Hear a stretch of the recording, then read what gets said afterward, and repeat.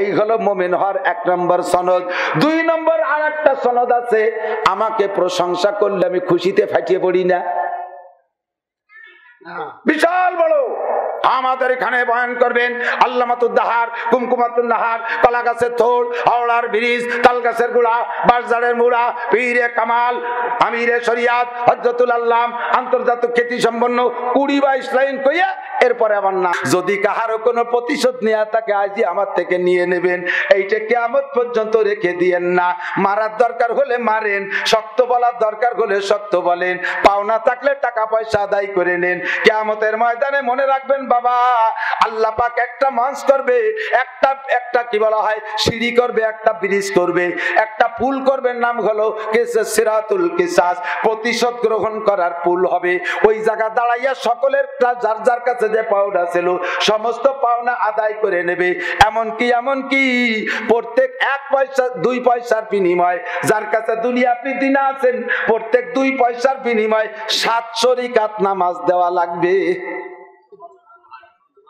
সুবহানাল্লাহ রানি মনা নাউজুবিল্লাহ। খুশি হচ্ছেন নাকি? খুশির জায়গায় সুবহানাল্লাহ। কেন কই মারতেছেন, বাসের পয়সা ফাঁকি দিয়েছেন, দোকানে কেনাকাটা করছেন, আর ওই দোকানের কাছে জীবনেও যায় না, এরকম কিছু আল্লাহওয়ালা লোক আছে না? কতজনে কতভাবে ফাঁকি দিয়া দোকানতে ভিটে ছাড়া করে দিয়েছে, ব্যবসার একেবারে মাটিতে মিশিয়ে দিয়েছে। বাকি খানে বলারা ওই লোকটা প্রতিশোধ নিতে পারে নাই, কিয়ামতের সিরাতের পর দাঁড়াইয়া 2 রাকাতে 7 রাকাত নামাজ। লাস্ট ফিনিশিং যাইয়া বন্ধু একেবারে পারিবারিক ভাবে অ্যাটাক হইয়া যাবেন। পারিবারিক ভাবে পুলসিরাতের উপরে এক জায়গা যানজট হয়ে গেছে, লোকজন সরে না। আল্লাহ এবারে সারা ও জায়গায় ভিড় হয়েছে কে? আল্লাহ তো দেখে। তারপরে বাস্তবে জিজ্ঞেস, আল্লাহ এই জায়গায় এক বুড়োরে অ্যাটাক করে ফেলাইছে। কি অ্যাটাক করছে? বুড়ি যাইয়া মুখোমুখি সাক্ষাৎ, বুড়োরে বলবে, চাচারে বলবে, বুড়ো আমার দেনমোহরের টাকা দাও। আমাদের দেশে দেনমোহর খাতায় লেখে, দেয় খুব কম। কতক্ষণ দেনমোহর খাতায় লেখে, দেয় খুব কম, পরিশোধ করে। আরে দেনমোহর তো দূরের কথা, উল্টে বোর কাছ থেকে খায়। একদল সুসু আছে না নাই? যৌতুকের নাম দিয়া লক্ষ লক্ষ টাকা খাচ্ছে। লজ্জা শরম টাকা দরকার, যৌতুক খাবা বোর কাছ থেকে কেন? শ্বশুর বাড়ির ফ্রিজে মাছ থুয়ে খাবা, শ্বশুর বাড়ির খয়রাইতে ফ্রিজে মাছ থুয়ে নাকে তুই খাবি কুইয়ে মাছ, পচা মাছ। শ্বশুর বাড়ির খয়রাইতে মোটর সাইকেলে না চড়ে তুই খড়ম পাইতে হাঁটবি রাস্তায় দিয়া। ভিক্ষুক একখান গাড়ি কিনতে পারিস, তুই বিয়ে করে খয়রাত করবি মোটর সাইকেল। আমারে এত দামি খাট দিতে হবে, এ দিতে হবে, সোফা দিতে হবে। শ্বশুর বাড়ির যৌতুকের খাটে না শুয়ে তুই গরুর সাথে গুয়ালি শুবি। কতক্ষণ ভিক্ষুক খয়রাত। নগদ ক্যাশ দিয়ে দিবা স্ত্রীকে, নগদ টাকা দিয়ে দিবা। না পারলে কমপক্ষে যদি জমি ক্ষেত থাকে তার থেকে দাম হিসেব করে স্ত্রীর নামে একটু জমি দলিল করে দিবা। মিয়া কত জমি রয়ে গেল, কত কিছু রয়ে গেল, কয় যে ও মাপ হয়ে গেছে বাসর রাত্রি। কিরম মাপ হয়েছে? বাসর রাত্রি মাপ চাওয়া লজ্জা শরম নাই? বাসর রাত্রি মাপ চাওয়ার সিস্টেম শিয়ে দেয় বয়াতিরা। কয় কি থাকতে হবে মুখ টুক বেজার হইয়া, শেষে বলতে কয় তুমি ওরকম রইছ কে? তখন কবে যে এতগুলো টাক দি না, মনে খুশি আসে কোন জায়গায় দিয়ে দেখবা যে সেই সময় মাফ করে দিছে, বঙ্গি শিয়ে দিচ্ছে।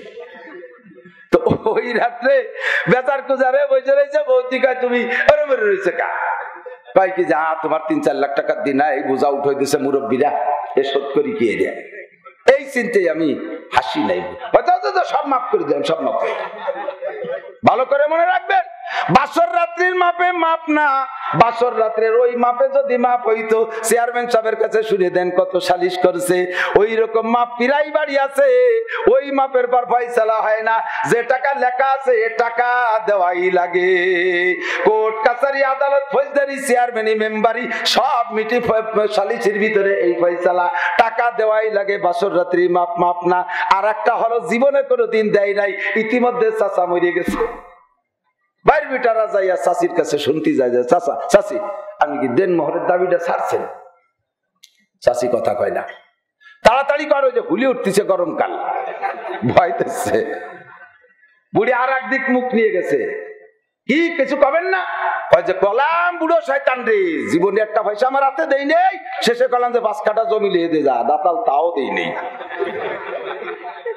এর মানে কি মাফ করছে? মাফ করছে। তাহলে বুঝছি কাকি মাফ করে নাই। এই যে থাকলে তোমার বারান্দায় বসবে গল্পে, তুমি শুয়ে না, আমরা চলে গেলাম, নেওয়া তো থোকে কুতিয়ে। এর মানেও মাফ করা না, এলে দায় ঠেয়ে পচা গন্ধের বাড়িতে কুপুতিয়ে থো। ভালো করে মনে রাখবেন, বিয়ে করার আগে মোহরের টাকা রেডি রাখবা। যৌতুকের টাকা খাওয়া হারাম, যৌতুক খাওয়া হারাম। শুকরের গোশত খাওয়া যেমন হারাম, শুকরের পায়খানা মুখে দেওয়া যেমন হারাম, শুকরের পায়খানা যেমন নাপাক, যৌতুকের টাকা যৌতুকের মাল সেইভাবে নাপাক। হ্যাঁ, যদি শ্বশুর শাশুড়ি খুশি ভাবে বিনা সবাই বিনা কন্ট্রাক্টে পুরো বাড়িও লিখে দেয়, পুরো বাংলাদেশ ধরে লিখে দেয়, তবুও দোষ নাই। ও সব হালাল, হানি আম ফাকুলুহু হানি আম্মারিয়া, সেটা তুমি খুশি খুশি খাওয়া, কিন্তু কন্ট্রাক্ট করে 1 টাকা নিয়াও হারাম। আল্লাহর নবী বলেন, যদি কোনো ব্যক্তি বিয়ের সময় নিয়ত রাখে দেন মোহরের টাকা পরিশোধ করব না, আর ওই স্ত্রীর কাছ থেকে টাকা আদায় করে খাবো, আল্লাহর নবী বলেন ওদের বিবাহ হয় নাই, বৈবাহিক জীবনে যত মিলন হয়েছে সব তাদের আমলনামায় জিনার গুনাহ লেখা হয়ে গেছে, সম্পূর্ণ জিনার গুনাহ। আর কিয়ামতের ময়দানে আসবে কিভাবে? ওয়াজায়ামাল কিয়ামতে ওয়া হুয়া জানিন, কিয়ামতের ময়দানে জিনা করে হিসেবে উঠবে। সন্তান যা হয়েছে তার ভিতরে সমস্যা হইয়া গেছে। আল্লাহ, ও দোস্ত চলে আসি জায়গা মতো। তাহলে দুনিয়ার থেকে প্রতিশোধ নিয়ে নেওয়াই উত্তম। কথা বলেন ঠিক না? যারা আছেন, যে অবস্থা আছেন, মাপ চেয়ে নেবেন, দিনা পরিশোধ হবেন। পরিশোধের ক্ষমতা থাকলে মৌখিক মাপে হবে না। যা বলতে চাইছি সেদিক চলে যায়। তো হযরত খলিফাতুল মুসলিমিন হযরত ওমর বলেন যে তোমরা দুনিয়ার থেকে আমার ভুল যে ধরাই দাও, সে আমার পরম বন্ধু। আরবিতে বলে আল মুসলিমু মিরআতুল মুসলিম, এক মুসলমান আর এক মুসলমানের জন্য আয়না স্বরূপ। আমি নাসিরের কি ভুল আছে, আমার চেহারার মধ্যে কি ত্রুটি আছে, এটা আমি জানি না। আয়নার সামনে দাঁড়াইলে আমি সেটা সব চোখের সামনে দেখি। সেম আমার জীবনে যে চলার পথে যে ভুল ত্রুটি করি, এটা আমি যদি বুঝতামই তাহলে ভুল করতাম না। আপনি বোঝেন, আপনি আমার ধরে দেবেন, আপনি আমার পরম বন্ধু, আপনি আমার বন্ধু। আমি আপনারটা ধরাই দিলে আপনার বন্ধু, আমাকে আপনার বন্ধু বানানো উচিত। কিন্তু আমাদের স্বভাব পাল্টে গেছে। হুজুর, আমর বিল মারুফ, সৎ কাজের আদেশ যা আছে তাই করবেন, অসৎ কাজের নিষেধ করবেন না। ওগুলো করলি পারা গায়ে পড়ে। আর সবার অসৎ কাজ তো একরকম না। মিষ্টি ওষুধ দিলে সবার ভালো লাগে। ভালো একটা প্যান্ডেল মঞ্চ তৈরি করা, এটা ইসলামের জন্য, ইসলামে নিষেধ না। আপনি দামি পোশাক পরেন, 50,000 টাকা দামের শাল পরেন, 1 লক্ষ টাকা দামের কোট পরেন, বিলকুল দোষ না। নবী যতদিন গরিব ছিলেন ততদিন গরিবেরা হালাতে কাটাইছে। খয়বারের যুদ্ধের পরে নবী পাক সাল্লাল্লাহু আলাইহি ওয়াসাল্লাম ধনী হয়ে গেছেন। হুজুর নিজে হাতে 5টা উট বিক্রি করে একটা শেরওয়ানি তৈরি করেছেন। 5টা উটের দাম, এখনকার দামও যা, তখনকার দামও কিন্তু তাই। কোন জিনিসের দাম এলোমেলো ভাবে বাড়ে নাই, সব জিনিসের দাম একই গতিতে আছে। আজ থেকে 20 বছর আগে 1 ভরি স্বর্ণের দাম ছিল 5,000 টাকা, এখন 1 ভরি স্বর্ণের দাম 70,000 টাকা। ওই সময় 1 ভরি স্বর্ণ বিক্রি করলে যে সাইজের একটা গরু কিনতে পারা যেত, এখনো 1 ভরি স্বর্ণ বেচলে সেই সাইজের একটা গরু পাওয়া যায়। কত কর? তাহলে দাম বাড়ে কমে নাই, জায়গা মতো চলতেছে।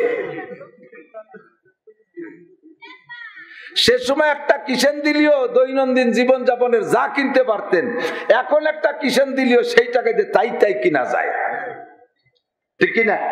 তা খালি সরকারের দোষ দিয়ে লাভ কি? জায়গায় জায়গায় আছে কেউ সরকারের দোষ দিতে পারলি পরে একে এদিক ওদিক টাকাটা চেঁচিয়ে ফেলাই দেয়। আমি আবার গোপালগঞ্জে বাংলা, আমাকে আশেপাশের বাংলা না করলে আমার তৃপ্তি হয় না। গতকাল মতিঝিল মাহফিল ছিল, সব ভালো পার্সন শ্রোতা ছিল, একই কায়দা। আমি মাঝে মাঝে দোয়া করি, আল্লাহ তুমি মাননীয় প্রধানমন্ত্রীকে পুলসিরাত পার আসান করে দিও। আমি বললাম, আপনারা তো আমিন কবেন না? বলেন না আমিন? রাজনৈতিক ভাবে ভেজাল থাকতেও পারে, বাংলাদেশ 12 কুতুবের দেশ, সব দলের শ্রোতা মাঠে থাকে। তবে মাল্লাম ইয়াশকুরিন নাস লাম ইয়াশকুরিল্লাহ, যে মানুষের শুকর আদায় করতে পারে না, সে আল্লাহর শুকর আদায় করতে পারে না। পাক্কা 4 ঘন্টা গতকালকে মাওয়া ফেরি পার হইতে লাগছে। যদি ব্রিজটা ক্লিয়ার হয়ে যায়, মাত্র 7 মিনিটে 8 মিনিটের মধ্যে আমি চলে আসবো ইনশাআল্লাহ। 12 ঘন্টা কুয়াশায় আটকে থাকি ফেরিঘাটে, আল্লাহ তাআলা আসান করে দেবে যদি ব্রিজটা হয়ে যায়।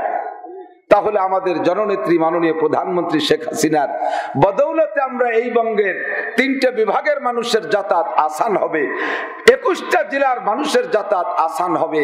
শুধু 21 জেলা নয়, ওই পাশালারও কিভাবে আসবে না? তাহলে গোটা বাংলাদেশের মানুষের যাতায়াতের পথ আসান করে দিলেন যিনি, আল্লাহ তাআলা তাকে পুলসিরাত পার হওয়া আসান করে দিক। এই পাশালারা আমিন কম করছে। আপনাকে বাড়ি বগুড়া নাকি? সবাই বলেন আমিন। দলমত নির্বিশেষে বলবো আমিন। ও দোস্ত, নেত্রী যদি জান্নাতে যায়, তাহলে নেত্রী জান্নাতে গেলে এমনই নেত্রী আমাদের, কখনো উল্টো ভাববেন না আমাকে আমি হিসাব নিকেশ করে কথা বলি। যাহা কিছু পাইতেছে জননেত্রী একা খাচ্ছে না, 4টে করোনার্থীর তাও আইন আমাকে ভাগ করে দেয়, তাই না?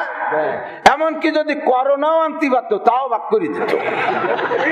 তবে দুঃখের বিষয় হলো যা দেয় ভাগ করতে তা পথের তো অন্য দিক চলে যায়। আমার ভয় হয় যদি প্রধানমন্ত্রী বলতো আমি আমেরিকার চেয়ে 20 কোটি করোনা আনছি, তোমরা ভাগ করে দাও, তাও মনে হয় কেউ চুরিয়ে রেখাতো। তো উনি যদি পুলসিরাত পার হয় আমাদেরকে থুয়ে যাবে না, কাজে কাজে আমরা ওনার সাথে যাই, উনি আমাকে নেওয়ার চেষ্টা করবে। কাজেই সে দোয়া করা কি দোষ নাকি?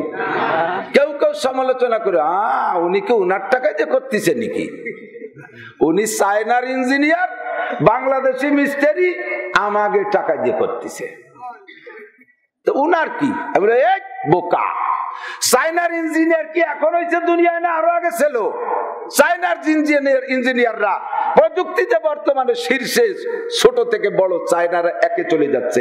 এ চায়নার ইঞ্জিনিয়াররা বহু আগে ছিল, এদেশের রাজমিস্ত্রিরা অনেক আগে ছিল, আর আমার তোমার টাকাও মেলে আগে ছিল, এতদিন কেউ বানাইনি কে? কতক্ষণ? কাজেই যে করেছে তার শুকর আদায় করাই লাগবে, ঠিক কিনা? আল্লাহ তাআলা ওনাকে কবুল করুক, বলেন আমিন। তো দোস্ত, আমরা এখানে যারা এসেছি বড়দের ছত্র ছায় আসছি, অত্যন্ত মহব্বতের আমার চেয়ারম্যান সাহেব, মানুষের কারণে মানুষের ভিতরে সুবিধা অসুবিধার সৃষ্টি, একই কথা বুঝার পার্থক্যে আর বাচন ভঙ্গির পার্থক্যে তর্জমা পাল্টে যায়। কতক্ষণ? হাটে যে 2 বন্ধু দেখা হয়েছে, 5 বছর মাঝে দেখা হয় না, একজন দুইজন একই সাথে আইয়ে পর্যন্ত পড়ছে বাংলাদেশে, একজন চলে গেছে ফাঁকে বিদেশ, 5 বছরের মধ্যে যোগাযোগ নাই, 5 বছর পর বিদেশেতে আসছে, হাটের মধ্যে দেখা, 20-30 জন মাঝে চোখে চোখ পড়ে গেছে, এই জায়গা থেকে ডাক দেখা, শালা কোথায় ছিলি এতদিন? ওকে আরে শালা তুই ছিলি কোথায় দেখিনি? 2 জন শুরু করছে কিন্তু শালা দিয়া আইসে জড়াই ধরে সুমো দিয়ে 2 জনের মুখ ভিজে ফেলাই দিয়েছে, জড়াজড়ি কুলাকুলি, সবাই মনে করছে শালা দিয়ে শুরু হচ্ছে, মনে হয় মারামারি লেগে গেছে। শালানোর চেষ্টা করে কথা কইছে, সর তোরা আমার বাল্য বন্ধু। এ জায়গায় শুরু হয়েছে যা দিয়ে আর এক জায়গায় শুরু হয় তাই দিয়ে, 2 জনের ভিতরে অনেক দিনের গ্যাঞ্জাম। হাটের মধ্যে শালাই দিয়ে শুরু করে, ও যদি শালা কয় ও যদি শালা কয়, তাহলে দামা ভিয়ে মারবে না কপাল বক্তে, লাগিয়ে যাবে তুমুল গ্যাঞ্জাম। একই শব্দ, সুরের পার্থক্য, তর্জমার পার্থক্য হয়ে যায়। একই কথা বুঝাই দেয় একরকম, বোঝে আর একরকম, তখনই কিন্তু ঝামেলা সৃষ্টি হয়। ডাক্তার সাহেবের কাছে গেছে, ডাক্তার সাহেব ওষুধ বোতল ভরে ওষুধ পানি এলা ওষুধ দিয়েছে, মনে আছে নি মুরব্বীর আগে? বোতলে ওষুধ দিয়ে চুন দিয়ে দাগ কাটিয়ে দিত, 6 দাগ, সকালে 1 দাগ, দুপুরে 1 দাগ, বিকেলে 1 দাগ খাওয়া। চুন দিয়ে দাগ কাটিয়ে দিয়েছে 6 দাগ, শিখাই দিয়েছে সকালে 1 দাগ, দুপুরে 1 দাগ, বিকেলে 1 দাগ খাওয়া। 2 দিন খাইয়া এসে কবা কি হয়েছে? রোগী 2 দিন খাইয়া এসে কয় ডাক্তার কিচ্ছু হয় নাই, আরো জিভে চলে গেছে। এ শয়তানি, পানি ওষুধ খালি জিভে চলে নাকি?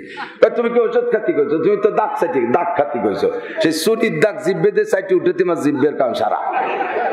এই জায়গা দাগ মানে কি? দাগ না দাগ বরাবর পানি? বুঝাইতেছে দাগ মানে দাগ বরাবর পানি, অবশ্য দাগ মানে দাগ। তখনই খাইয়ে দেয়, জিভে ছিলে যায়। কথা কোন ঠিক না? বুঝানোর চেষ্টা করব, আল্লাহ তাআলা আমাদের সকলকে বুঝ দান করুক। সবাই বলে আমিন। আমি আরো খুশি হচ্ছি, আরো একটু ফিল অন্য জায়গা হলে ভালো হইতো, এই কোনার মধ্যে এদিক সেদিক হইলে কেমন যেন কথা বলতে বাধা লাগে। তারপরও চেয়ারম্যান সাহেবের মনে তামান্না, বাড়ির থেকে মহিলাদের ইচ্ছা যে আমাদের মসজিদের পাশে মহল্লাবাসীদের ইচ্ছা যে এখানেই হবে মাহফিল, আর এই সুবাদে মহিলারা ভিতরে বসতে পারছে। অস্ত সকলের জন্য, কথা বলেন ঠিক না? নবী পাক সাল্লাল্লাহু আলাইহি ওয়াসাল্লাম সাহাবায়ে কিরামদেরকে বয়ান করতেন, মহিলারা বলতেন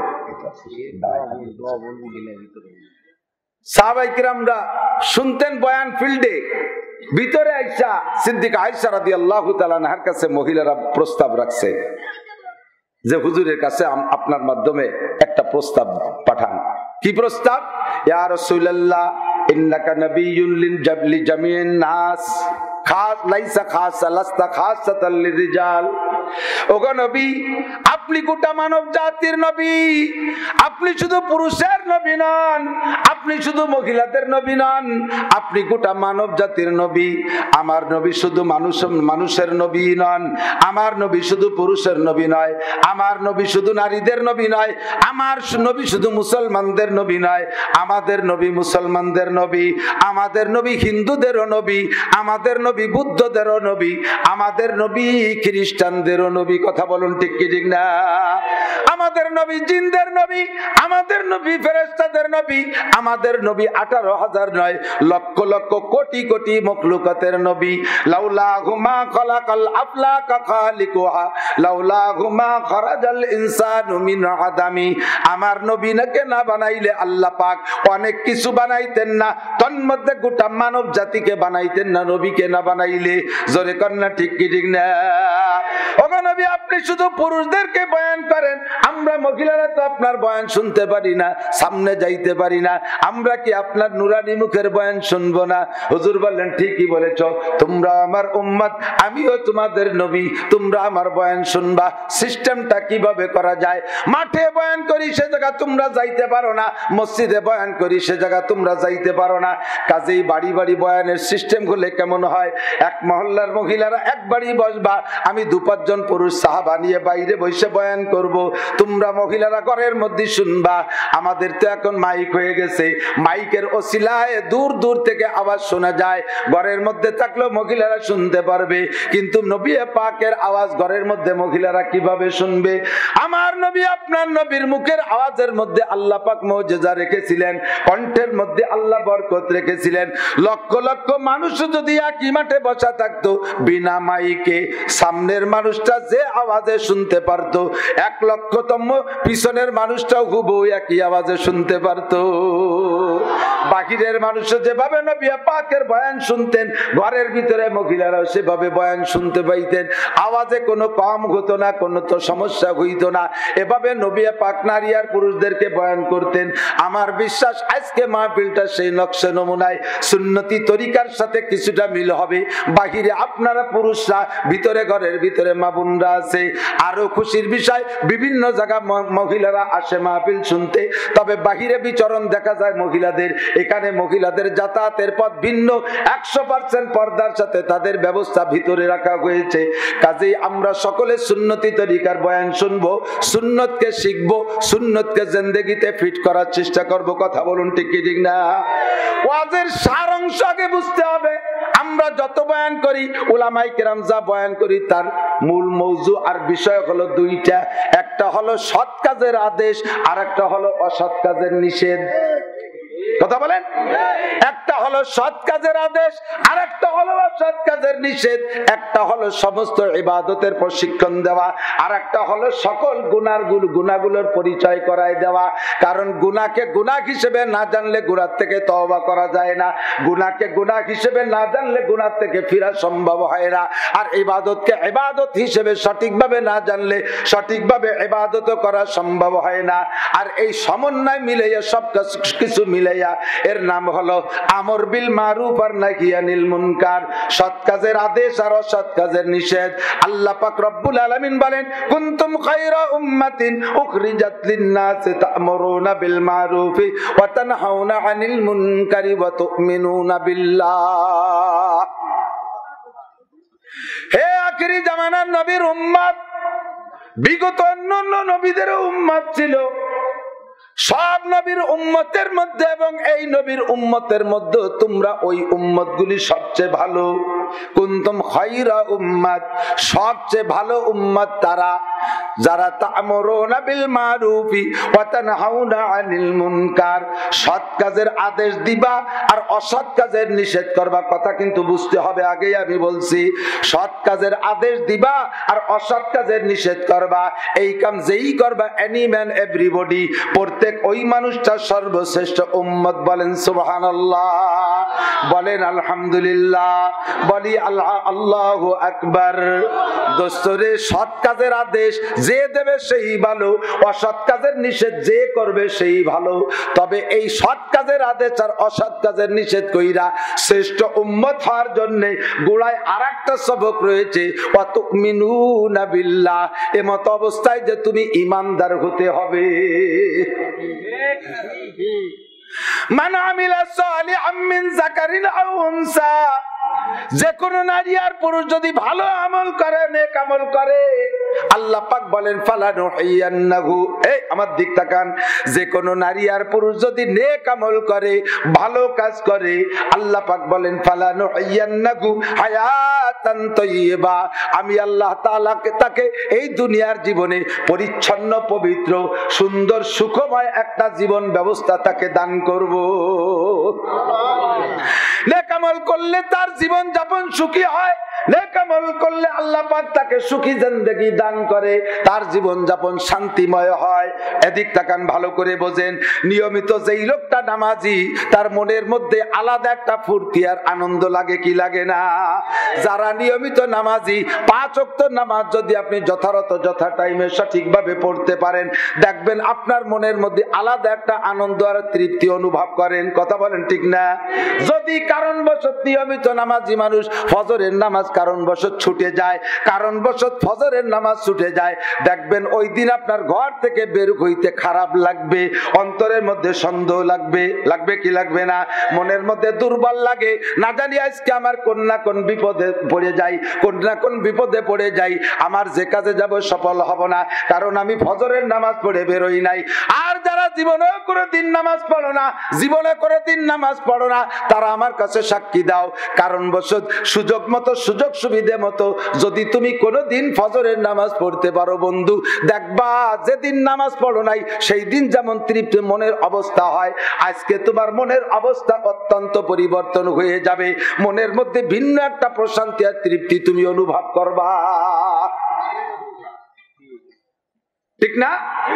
নেক আমল করলে যদি সুন্নতি পোশাক, শর্ত হলো ওয়া হুয়া মুমিন, মান আমিলা সালিহাম মিন যাকারিন আও উনসা ওয়া হুয়া মুমিন, ভালো কাজ করবা, নারী আর পুরুষ যেই ভালো কাজ করবা তাকে সুখী জীবন দেব। শর্ত হলো ভালো কাজের সাথে তোমার ঈমান থাকতে হবে। একটু এদিক কথা না বলি, যে যে কায়দায় পারতেছেন সে কায়দায় দাঁড়ান আর বসেন। জাগার চাপাচাপ আর চাপানোর জায়গা নাই, মাঝখানে আঙ্গুল ছোঁয়ার জায়গা নাই, পিছনেও লোক গাদি। তো এটা খুশির বিষয় যে আলহামদুলিল্লাহ পরিমাণ মতো লোক হয়েছে, পরিমাণের চেয়ে বেশি হয়েছে, বলি আলহামদুলিল্লাহ। সময় কম, কামাই বেশি, প্রত্যেক রাত্রে 2-3 করে মাহফিল, দিন রাত জড়াইয়া। আমি যত সময় কম পাই তত আমার ভালো লাগে, কষ্ট আর সহ্য আছে না, শেষিস দুর্বল, গাছে কাবু খাতি পারি না, সবসময় পেটে রুচি আসে না, মুখে রুচি আসে না, পেটে কোনো চাহিদা নেই। ওক্ত হলে খাইতে হবে, ওক্তের একটা দাবি আছে, তাই সাইডে নিয়ে বসি। এভাবে বেশি দিন বাঁচা যায় না। এরপরও নিজেদের এলাকার মাহফিল কথা আমাকে বলতেই হবে ইনশাআল্লাহ, যতটুকু আল্লাহ বলায়। আমি যা বলবো এটা একটা ক্লাস, এটা একটা মাদ্রাসার ক্লাসের মতো। এই ক্লাসে পরীক্ষা হয় না, পরীক্ষা না হওয়ার কারণে এ ক্লাসের উন্নতি নাই। গতবারও যারা খালি মাথায় আছে, এবারও তারা খালি মাথায় আসে। গতবারও যারা যে অবস্থা, এবারও সেই অবস্থা। যদি এর ভিতরে পরীক্ষা নেওয়া হতো তাহলে কিছু না কিছু উন্নতি দেখা যাইতো। আর এই জায়গা লাগামহীন বয়ান করি, প্রচুর বয়ান, সামনে লাস্টে যেটা বলিস তারই 2-1টা মনে থাকে, ফাঁকে ফাঁকে 2-1টা মনে থাকে, বেশিরভাগ থাকে না, কারণ অনেক কথা হয়ে গেলে মনে রাখা সম্ভব না। একেবারে হিসাব করার যে কটা কথা বললে আমার আপাতত আমলে আনতে পারে সেরকম কিছু কথা বলার নিয়ত রাখছি ইনশাআল্লাহ। আল্লাহ তাআলা আমাদের আমল করার তৌফিক দান করে বলেন। আপনারা শ্রেষ্ঠ উম্মত, খুশি হয়ে বলেন আলহামদুলিল্লাহ। শর্ত হলো সৎ কাজের আদেশ দিবেন আর অসৎ কাজের নিষেধ করবেন। কিন্তু দোস্ত, সৎ কাজের আদেশ যতক্ষণ দেব অতক্ষণ পর্যন্ত রিঅ্যাকশন হয় না। নবী পাক 40 বছর পর্যন্ত, বয়সের 40 বছর পর্যন্ত নবুয়তি পান নাই, তবে সৎ কাজ করার বুদ্ধি আল্লাহ তাআলা দিয়েছিলেন। সৎ কাজের আদেশ করেছেন, উম্মতের সাথে কোনো গ্যাঞ্জাম লাগে নাই। 40 বছর পরে যখন নবুয়তি পাইছে, তখন সৎ কাজের আদেশের পাশাপাশি অসৎ কাজের নিষেধ করা লাগছে। কতক্ষণ? 1 নম্বর অসৎ কাজ, আল্লাহ ছাড়া কেউরে পূজা করা যাবে না। বলার সাথে সাথে আপন চাচা আবু লাহাব বড় শত্রু।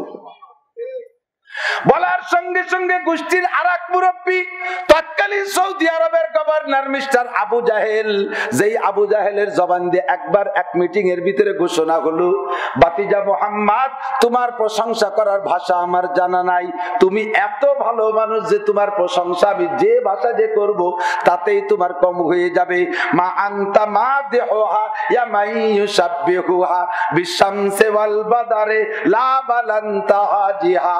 তোমারে যদি সূর্যের সাথে তুলনা করি তাও তোমারে খাটো করা হবে, চন্দ্রের সাথে তুলনা করি তাও তোমারে খাটো করা হবে। তোমাকে কাহারোর সাথে তুলনা করার মতো ব্যক্তি তুমি নও, তোমার প্রশংসা করার মতো আমার ভাষা নাই। তবে সংক্ষেপে বলে দেই, আদম সন্তানের মধ্যে তোমার মতো আজও পর্যন্ত হয় নাই। আর আমার শিক্ষা দীক্ষা যোগ্যতা বলে বলতে পারি, কিয়ামত পর্যন্ত তোমার মতো সন্তান আর হবে না। জোরে কন্যা সুবহানাল্লাহ। বক্তব্য আবু জাহেলের ছিল, এই সময় নবী নবুয়তি প্রকাশ করেন নাই। এই সময় আবু জাহেলের বক্তব্য নবী সম্পর্কে এত পরিচ্ছন্ন, এত জেনুইন, এত সঠিক বক্তব্য। যেদিন নবী কলেমা পাইয়া, নবুয়তি পাইয়া কলেমার দাওয়াত দিয়েছে আবু জাহেলকে, সেই থেকে আবু জাহেলের বক্তব্য পাল্টে গেছে, তার সুর কণ্ঠ পাল্টে গেছে, তার মনোভাব পরিবর্তন হইয়া সম্পূর্ণ নবীর সাথে জীবনের শেষ পর্যন্ত শত্রুতাই করতে করতে বদর প্রান্তে সে দুনিয়ার থেকে বিদায় নিয়েছে, জাহান্নামী হয়েছে। কতক্ষণ ঠিক না দোস্তরে? এর নাম হলো বেঈমানি। সৎ কাজের আদেশ করলে খুশি থাকবেন, আর অসৎ করলে, অসৎ কাজের কথা বললে, বাধা দিলে সেই সময় অখুশি হবেন। এইটা হলো কাফের মুশরিকের কাজ। আর সৎ কাজের আদেশে সন্তুষ্ট থাকবো, মেনে নেওয়ার প্রস্তুত থাকবো। অসৎ কাজ আর অন্যায় যা করি এগুলো যদি গুনে গুনে কেউ ধরায় দেয়, তারপর আমি আরো বেশি খুশি হব। কতক্ষণ ঠিক কি ঠিক না? এর নাম হলো মোমেন। এই মোমেনের কয়েকটা সনদ। 1 নম্বর হলো অসৎ কাজ, আমি সৎ কাজের আদেশ দিলে মানার জন্য প্রস্তুত থাকা। 2 নম্বরে আমার কোনো অন্যায় কেউ ধরাই দিলে তারপর সন্তুষ্ট থাকা, না খুশি হয় না। আর বদনাম কইলেও যখন অবস্থা হয় যে বদনাম কইলেও, সমালোচনা করলেও বেজার হয় না, তখন বুঝবেন আপনি ঈমানের মাঝখানে আসছেন। তখন আপনি ঈমানের মাঝখানে আসছেন। কথা বলেন ও দোস্তরে। আল্লাহু আকবার। আল্লাহর নবী মুহাম্মদুর রাসূলুল্লাহ সাল্লাল্লাহু আলাইহি ওয়াসাল্লাম, আল্লাহু আকবার, এমনই মানুষ ছিলেন যার অনুসরণ করে সোনার মানুষ তৈরি হয়েছে। তন্মধ্যে খলিফাতুল মুসলিমিন হযরত ওমর ইবনে খাত্তাব। কথা বলেন। উনি যখন প্রেসিডেন্ট, রাষ্ট্রের আয়তন 2,40,00,000 বর্গ মাইল। কত বড়? পৃথিবীর 2/3 এটা আমরা জানি যে 3 ভাগের 2 ভাগ হযরত ওমরের রাষ্ট্রের আয়তন। পরিমাণ কত? ভৌগোলিক ভাবে 2,40,00,000 বর্গ মাইল একটা দেশ, এর একটা প্রেসিডেন্ট হযরত ওমর। সুবহানাল্লাহ। ও দোস্ত, এত বড় দেশের প্রেসিডেন্ট উনি, আবার এই এত বড় দেশের জাতীয় মসজিদ, মসজিদের নববীর ইমাম উনি, ওক্তীয় ইমাম, জুমর ইমাম। সুবহানাল্লাহ। মসজিদে নববীতে জুমার নামাজ পড়ায় হযরত ওমর ইবনে খাত্তাব জুমার খুতবা দিচ্ছেন। ওই দিন সমস্ত দেশের থেকে প্রাদেশিক গভর্নররা আসছে। প্রদেশের গভর্নররা সামনে দিয়ে বসা, প্রথম কয়েক কাতার বয়ান করতেছেন, লা তাজলিমুনা ওয়ালা তুজলামুন।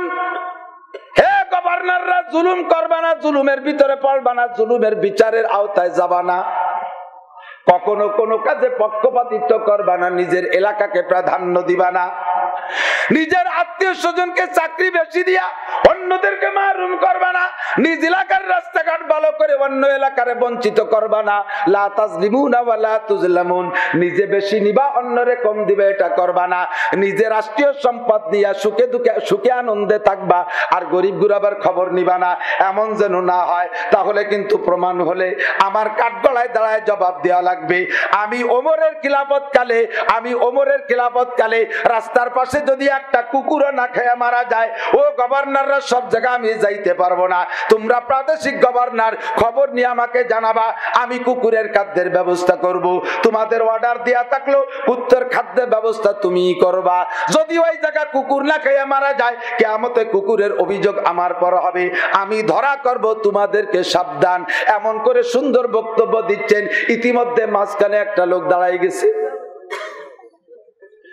ও খলিফাতুল মুসলিমিন, আপনার মুখে এই বক্তব্য শোভা পায় না, আপনার মুখে এই বক্তব্য শোভা পায় না।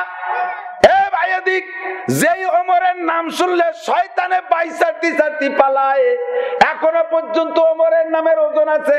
ফাঁকে আমি একটা তদবির করে যাই, কবিরাজি করে যাই। অনেকে খারাপ স্বপ্নে দেখেন, আছে না? ভয় স্বপ্নে দেখেন, আগুন স্বপ্নে দেখেন, জিন স্বপ্নে দেখেন, বাঘে দাবলায়, সাপে দাবলায়, এ মারে ও মারে, মরা স্বপ্নে দেখেন, ইত্যাদি আজে বাজে স্বপ্নে দেখেন। এই স্বপ্নের তাবিজ আর কিছু না, সহজে একটা তাবিজ আপনাকে শিখিয়ে দেই। আজে বাজে স্বপ্নগুলো দেখায় বেশিরভাগ শয়তানে, জিনে আর শয়তানে বাজে স্বপ্ন দেখায়। এই স্বপ্নের হাত থেকে বাঁচতে জন্য সংক্ষিপ্ত তদবির আরবিতে পারলে সবচেয়ে ভালো হয়।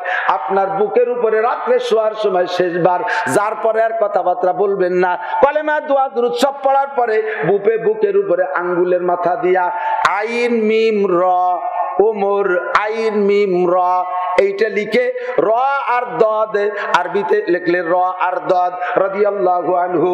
কারণ খালি ওমর লিখলি তো দেশে তো কত ওমর আছে, বেনামাজি ওমর আছে, আসুসা আপাউ দোয়া ওমর আছে, ওই সব ওমর না।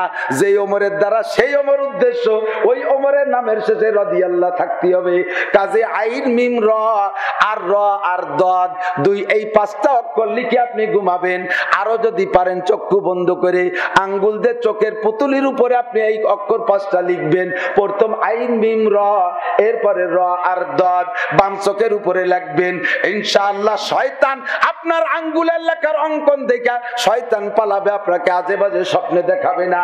এত বড় জলিলুল কদর নাম হযরত ওমরের। সেই ওমরের সামনে দাঁড়িয়ে, ওদিকে গভর্নররা সামনে বসা, জামে মসজিদে নববী ভরা সাহাবায়ে কেরাম, তার ভিতরে একজন দাঁড়িয়ে বলে, খলিফাতুল মুসলিমিন, আপনার মুখে ইনসাফের বক্তব্য শোভা পায় না। সঙ্গে সঙ্গে হযরত ওমরের মিজাজি মানুষের মিজাজ টেম্পারে উঠতে বেশিক্ষণ লাগে না, একটা কথায় হিট হয়ে গেছে, ধমক দিয়ে বলে, এ মানান্তা তুই কে? তোর বাপের নাম কি? তোর 14 গোষ্ঠীর পরিচয় বল। আমি ওমর যদি ইনসাফের বক্তব্য দিতে না পারি, তাহলে এই জগতে ইনসাফের বক্তব্য কে দিতে পারবে? বলার সঙ্গে সঙ্গে ধমক দিয়ে লোকটারে বসায় দিয়েছে। হযরত ওমর রাদিয়াল্লাহু তাআলা আনহুর ছেলে আব্দুল্লাহ ইবনে ওমর বড় জিরাক আর চালাক মানুষ ছিলেন। আল্লাহর নবীর 19 জন বডিগার্ড সাহাবা ছিল, 19 জন বডিগার্ড সাহাবা। আর বডিগার্ডরা স্বাভাবিকভাবে একটু বাছাইকৃত হুঁশিয়ার আর চালাক হয়, জ্ঞানী হয়। হযরত আব্দুল্লাহ ইবনে ওমর তার মধ্যে ছিলেন অন্যতম। আব্দুল্লাহ ইবনে ওমর পাশে দাঁড়িয়ে বলতেছেন, আব্বা জান, ধমক দিয়ে বসাই দেয়া ঠিক হবে না, আপনার এটা ঠিক হবে না। নিশ্চয়ই ওই লোকটার কাছে আপনার বিপক্ষে কোনো না কোনো অভিযোগ আছে। ও আব্বা, ওই লোকটার অভিযোগ না শুনে তারে ধমক দিয়ে বসাই দেবেন। হযরত আব্দুল্লাহ টের পাইছে কোন কারণে ওই লোকটা আমার আব্বার পর অভিযোগ করছে, আব্বাকে এই প্রতিবাদ করলেন। আব্দুল্লাহ টের পাইয়া বলতেছে, আব্বা জান, তারে প্রতিবাদ করে ধমক দিয়ে বসাই দেয়া ঠিক হবে না, ওর কাছ থেকে অভিযোগ শুনতে হবে। আব্বা চেয়ারম্যান তো সেই লোকটা হবে যেই লোকটার কাছে সকল মানুষ তার জীবনের প্রয়োজনটা বলতে পারে, অভিযোগ থাকলে তা বলতে পারে, দোষারোপ করলে করতে পারে। প্রেসিডেন্ট সেই লোক হইতে পারে যার ভিতরে এই ধৈর্যের গুণ আছে, সকলের কথা শোনার ক্ষমতা আছে। আল্লাহ আপনাকে এত বড় দেশের প্রেসিডেন্ট বানাইছেন, ধমক দিয়ে বসাই দিলেন। আমি জানি আল্লাহর নবী বলেছেন, 10টা মানুষ আখিরাতে সর্বপ্রথম বিনা হিসাবে জান্নাতে যাবে, তার ভিতরে রোল নাম্বার 2 আপনার। কন্যা সুবহানাল্লাহ। আপনাকে জান্নাতে যাওয়া কেউ ঠেকাইতে পারবে না, তবে আপনার 9 জন সাথী নবী পাকের সাথে জান্নাতে চলে যাবে। আর এই লোকটার অভিযোগের প্রশ্ন যদি আপনি জবাব দিতেও পারেন, ওই লোকটা আপনাকে হাসরের মাঠে আটকায় দেবে। প্রেসিডেন্ট ওমর, আমার অভিযোগের জবাব তুমি দুনিয়ার থেকে দিয়ে আসো নাই, আমার জবাব দিয়ে তারপরে যাবেন। এই মুহূর্তে যদি ওই লোকটা আটকাইয়া দেয়, 9 জন সাথী নবীর সাথে জান্নাতে যাবে, আপনিও জবাব দিয়ে পরে চলে যেতে পারবেন, তবে কিছুক্ষণ দেরি হয়ে যাবে। ও আব্বা, তার জবাবটা দুনিয়ার থেকে সমাধান করে যান। হযরত আব্দুল্লাহ বললে হযরত ওমর নরম হয়ে গেছে, নরম হয়ে গেছে। হযরত ওমর বলতেছে, বাবা ন্যায্য কথা বলেছে, তবে আমার সেন্টিমেন্ট খারাপ হয়ে গেছে। ওই লোকটার অভিযোগ তুমি একটু শোনো।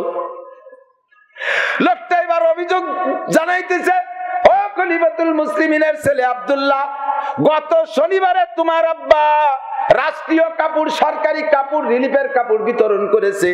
অন্য দেশ থেকে আসা কাপড়, পিস কাপড় যেভাবে আসছে তার এক একটা কাপড় সকলকে দিয়ে দিয়েছে, জামা বানানোর কাপড়। তবে কাপড়ের সাইজটা এত ছোট ছিল যে আমাদের মধ্যে সবচেয়ে বেটে লোকটার গায়েও এক পিস কাপড়ে জামা হয় না, যার কারণে দেখো গোটা মসজিদের মধ্যে সেই কাপড়ের জামাওয়ালা একজন মানুষও নাই। কিন্তু তোমার আব্বা আমাদের মধ্যে সবচাইতে লম্বা, তোমার আব্বা সবচাইতে লম্বা, তোমার আব্বার গায়ে সেই শনিবারে কাপড়ের জামা, নিশ্চয়ই তোমার আব্বা 2 পিস কাপড় নেছে, আমাদেরকে 1 পিস দিয়া, নইলে তোমার আব্বার গায়ে জামা হয় নাই, নিজে 2 পিস কাপড় নিয়ে জামা বানাইয়া আমাদেরকে 1 পিস কাপড় দিয়ে আবার ইনসাফের বক্তব্য দেয় গভর্নরদেরকে। বলো আব্দুল্লাহ, তোমার আব্বার বক্তব্য সঠিক না বেঠিক? হযরত আব্দুল্লাহ বলেন, আব্বা জান, আল্লাহর কসম আমি সাক্ষী, আপনি 2 পিস কাপড় দিয়ে জামা বানাইছেন। আমি সাক্ষী, 2 পিস কাপড় দিয়ে আপনি জামা বানাইছেন, লোকটার অভিযোগ সঠিক। তবে 2 পিস কাপড়ই বৈধতা আমি ছাড়া আর আপনি ছাড়া কেউ জানে না। ওই লোকটার অভিযোগের জবাব আপনি কিয়ামতে দিয়ে আড়াই যেতে পারবেন, তবে জবাব দিতে যে সময়টা কেটে যাবে, বাকি সাথীরা জান্নাতে চলে যাবে, আপনি 1 মিনিটের জন্য হলো পিছে পড়ে যাবেন। আব্বা কেন ধমক দিলেন তার এবার জবাব দেন। হযরত ওমর বলে, বাবা জবাব দে, তুমি দিয়ে দাও, তুমি তো জানো। এবার হযরত ওমরের ছেলে আব্দুল্লাহ রাদিয়াল্লাহু তাআলা আনহু বলতেছে, আল্লাহু আকবার, ও ভাই তোমার অভিযোগ সঠিক, আমার আব্বা 2 পিস কাপড় দিয়ে জামা বানাইছে। তবে আল্লাহর কসম, এই মসজিদে থেকে যেই মসজিদের খতিব ছিলেন সিদ্দিক আকবর আবু বকর, যেই মসজিদের ইমাম ছিলেন, খতিব ছিলেন বিশ্বনবী মুহাম্মদুর রাসূলুল্লাহ, যেই মসজিদের খলিফা, যেই মসজিদের ইমাম বর্তমানে খলিফাতুল মুসলিমিন ওমর, আমি মসজিদে দাঁড়ায় আল্লাহর কসম কে বলি, আমার আব্বা বাইতুল মাল থেকে 2 পিস কাপড় নেয় নাই। শনিবারে যে কাপড় বিতরণ হয়েছে সবাই 1 পিস পেয়েছো, আমার আব্বাও তো এই দেশের জনগণ, আমার আব্বাও 1 পিস কাপড় পাইছে, আর আমিও 1 পিস কাপড় পেয়েছি। আমার আব্বা গত শুক্রবারে এই মসজিদে জুমার নামাজ পড়াইছিল। বলো তো আব্বার জামাটার অবস্থা কেমন ছিল? কয় তোমার আব্বার গায়ের জামায় 10টা তালি ছিল। আমি তাই নিয়ত করেছিলাম যে এই শুক্রবারের আগে একটা জামা বানাই দেব, ব্যস্ততার কারণে পারি নাই। আজকে তোমার আব্বার গায়ে নতুন কাপড়ের জামা দেইকা আমার মাথা খারাপ হয়ে গেছে, আর কোনোদিন দেব না নিয়ত করেছি। এবার হযরত আব্দুল্লাহ বলেন, আমার আব্বার ছিঁড়া জামা দেখে যদি তোমার খারাপ লাগে তাহলে আমার কেমন লাগতে পারে? এই জন্য ওই কাপড় আমিও ব্যবহার না কইরা আমার 1 পিস আর আমার আব্বার 1 পিস, এই 2 পিস কাপড় মিলাইয়া আমার আব্বার জামা বানাই দিছি। আল্লাহর কসম আমার আব্বা 2 পিস কাপড় নেয় নাই। বলার সঙ্গে সঙ্গে হযরত ওমর বুকার মতো কাঁদতেছে। লম্বা একটা মানুষ ছিল, যে মানুষ যত শক্ত ওই মানুষ নরম হইলে কিন্তু ওই রকমই নরম হইয়া যায়। বিলের ভিতরে আটাইলে মাটি 3-4 মাস বৃষ্টি না হলে এমন শক্ত হয়, খালি পায়ে হাঁটা যায় না, লাগলি পা কাটে যায়। আবার বৃষ্টি নামলি দেখবেন ওই মাটি আগে একেবারে নরম হইয়া গলিয়ে যায়, ঠিক না? বালিয়ে মাটি বালি বাতাসে ধুলো ওড়ে, বৃষ্টি নামলি জমিয়ে শক্ত হইয়া যায়। যেই মানুষগুলোর উপরে উপরে দেখবেন নরম নরম ভেজু ভেজু ভাব, ওগুলো মারির পেলে আর চুপি চুপি বাপ, পাগড়ি পাগড়ি বাপ, যুব যুব বাপ, আকামের গুরু। আর যেই মানুষটা শক্ত ওই মানুষটা নরম হইলে আল্লাহর রহমতে বিলে আটাইলে মাটি গলে যার মতো নরম হইয়া যায়, ঠিক না? হযরত ওমর বুকার মতো বুবাই বুবাই কান্দিছে। যখন জব দিয়ে দিয়েছে আব্দুল্লাহ, ওই লোকটা দৌড়ে এসে খলিফাতুল মুসলিমিনের পা জড়াই ধরছে। খলিফাতুল মুসলিমিন, হাজারো মানুষের মধ্যে আমি অভিযোগ করে অন্যায় করেছি, আমারে আপনি মাফ করে দেন। ও দোস্ত, হযরত মরিবার লোকটারে বুকের সাথে জড়াই ধইরা 3 জায়গা 3টে চুমা, আগে কপালে, তারপরে ডান গালে, তারপরে বাম গালে 3টে চুমো খায়া বুকের সাথে জড়িয়ে ধরে বলে, তুই আমার 1 নম্বর বন্ধু। तुम आज ही ले मुझसे इंतकाम, बरोज़े क़यामत न रखे ये काम, खुदा पास मुझको रज़ालत न हो, बरोज़े क़यामत खजालत न हो। আল্লাহ পাক রব্বুল আলামিন বলেন, ইনতাজতানিবু কাবাইরা, এই আমার দিক তাকান, ইনতাজতানিবু কাবাইরা মা তুনহাউনা আনহু নুকাফির আনকুম সাইয়্যাতিকুম ওয়া নুদখিলকুম মুদখালান কারীমা। হে দুনিয়ার মানুষ, মুসলমান, ভালো করে জেনে নাও, আমি আল্লাহ পাক রব্বুল আলামিন তোমাদেরকে নিজ হাতে তৈরি করেছি।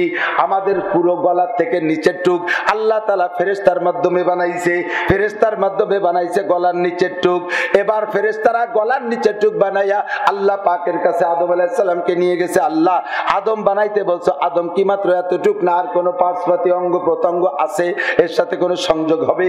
আল্লাহ বলেন আসলটা রয়ে গেছে, মাথা বাকি রয়ে গেছে, ইউনিট এখনো তৈরি হয় নাই, হাইলে হেডলাইট তৈরি হয় নাই, চোখ বানানো হয় নাই, খাবে কোন জায়গাতে মুখ বানায় নাই, কথা বলবে যা দিয়ে তা বানানো হয় নাই, শুনবে যা দিয়ে তা বানানো হয় নাই।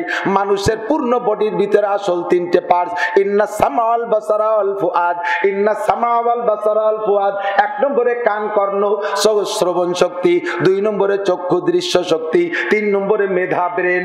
এই 3টে হলো আসল অঙ্গ, আসল পার্টস। এই 3টেই তৈরি হয় নাই। আল্লাহ ওই 3টে কিভাবে বানাবো? আল্লাহ পাক বললেন গলার উপরে টুক তোমরা বানাইতে পারবা না, ওই টুক আমি আল্লাহ নিজ হাতে বানাইতে হবে। কেন আল্লাহ আমরা পারবো না? আল্লাহ বলেন তোমরা যে টুক বানাইছো ও টুকের ভিতরে একে অপরের সাথে মিলে গেলে কোনো সমস্যা নাই, চিনাচিনিতে কোনো ঝামেলা নাই, ও টুকের ভিতরে কোনো ঝামেলা নাই। তবে উপরের টুক এমন ভাবে বানাইতে হবে যে একে টাইমে পৃথিবীতে 1000-5000 কোটি মানুষ থাকবে, একজনের চেহারার সাথে আরেকজনের চেহারা মেলবে না। এই মডেলিং তোমরা পারবা না।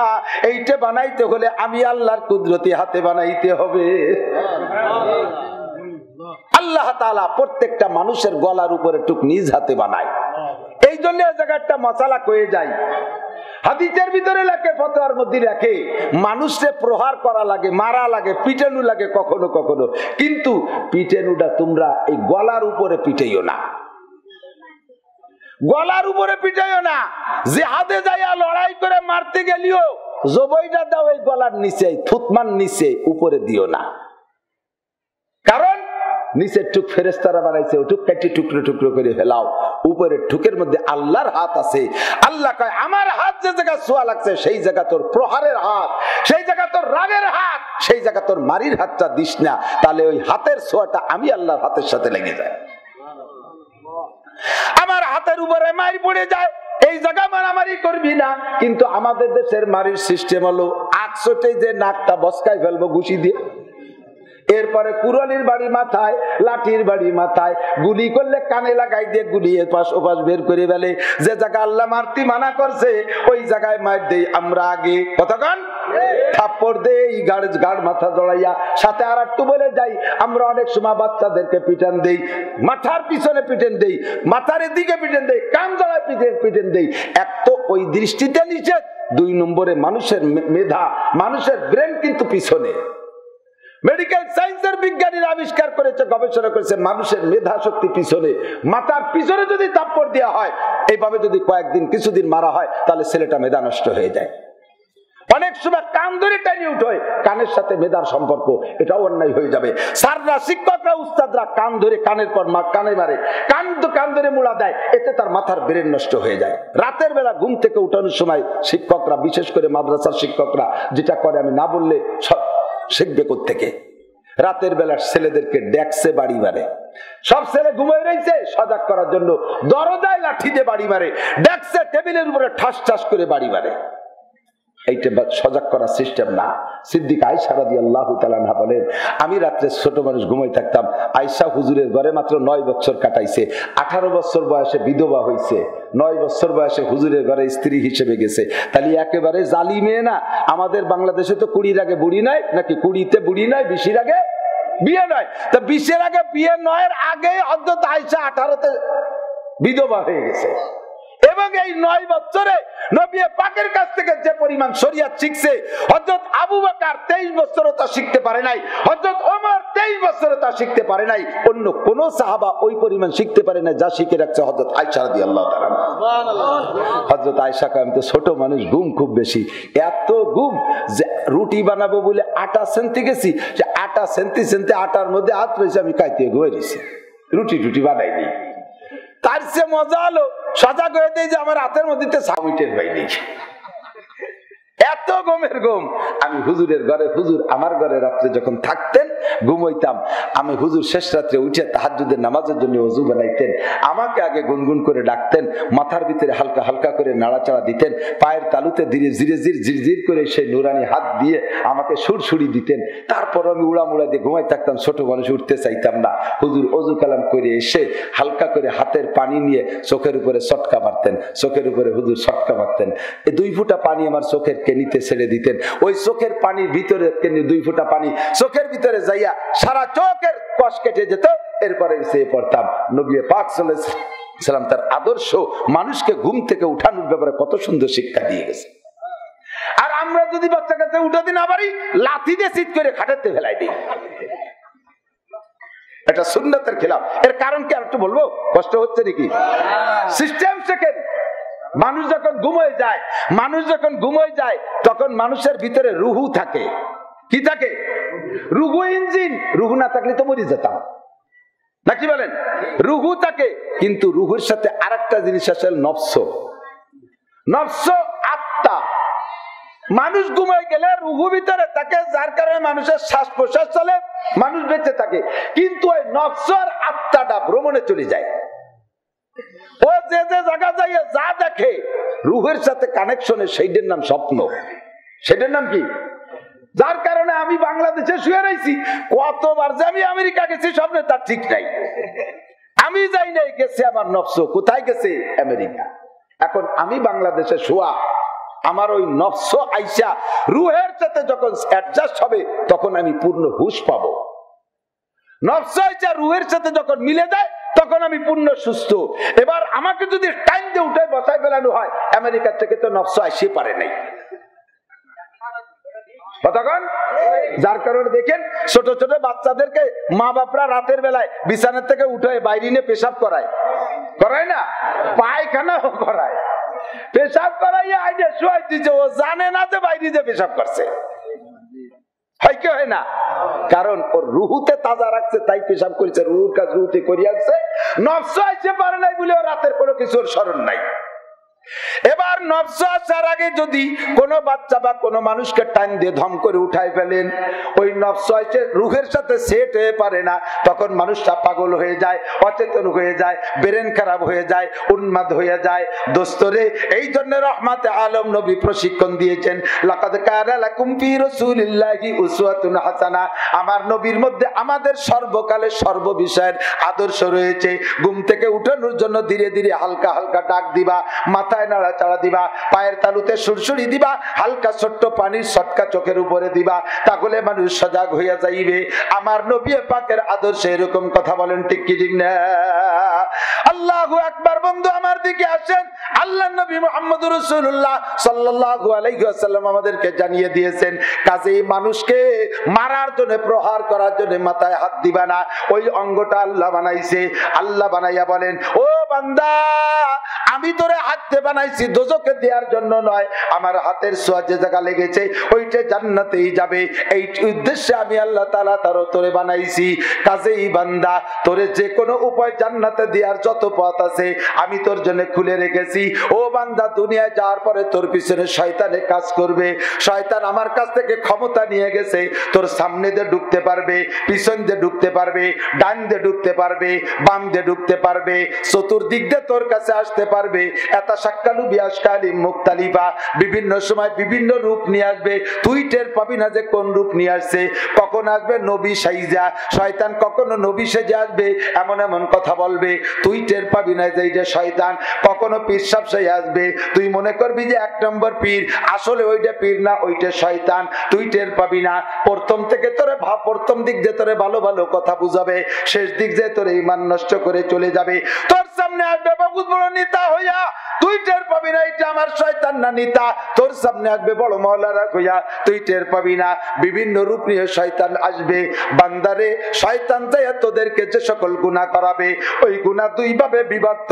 এক হলো কবিরা গুনাহ, আর কিছু হলো কবিরা গুনাহ, কিছু হলো সগীরা গুনাহ, কিছু কবিরা গুনাহ, কিছু সগীরা গুনাহ। সগীরা গুনাহ থেকে বাঁচা বড় কঠিন, কাজে আমি আল্লাহ তাআলা সগীরা গুনার দায়িত্ব নিয়ে নিলাম। ও বান্দা, তোমার সগীরা গুনাহ থেকে তওবা করা লাগবে না।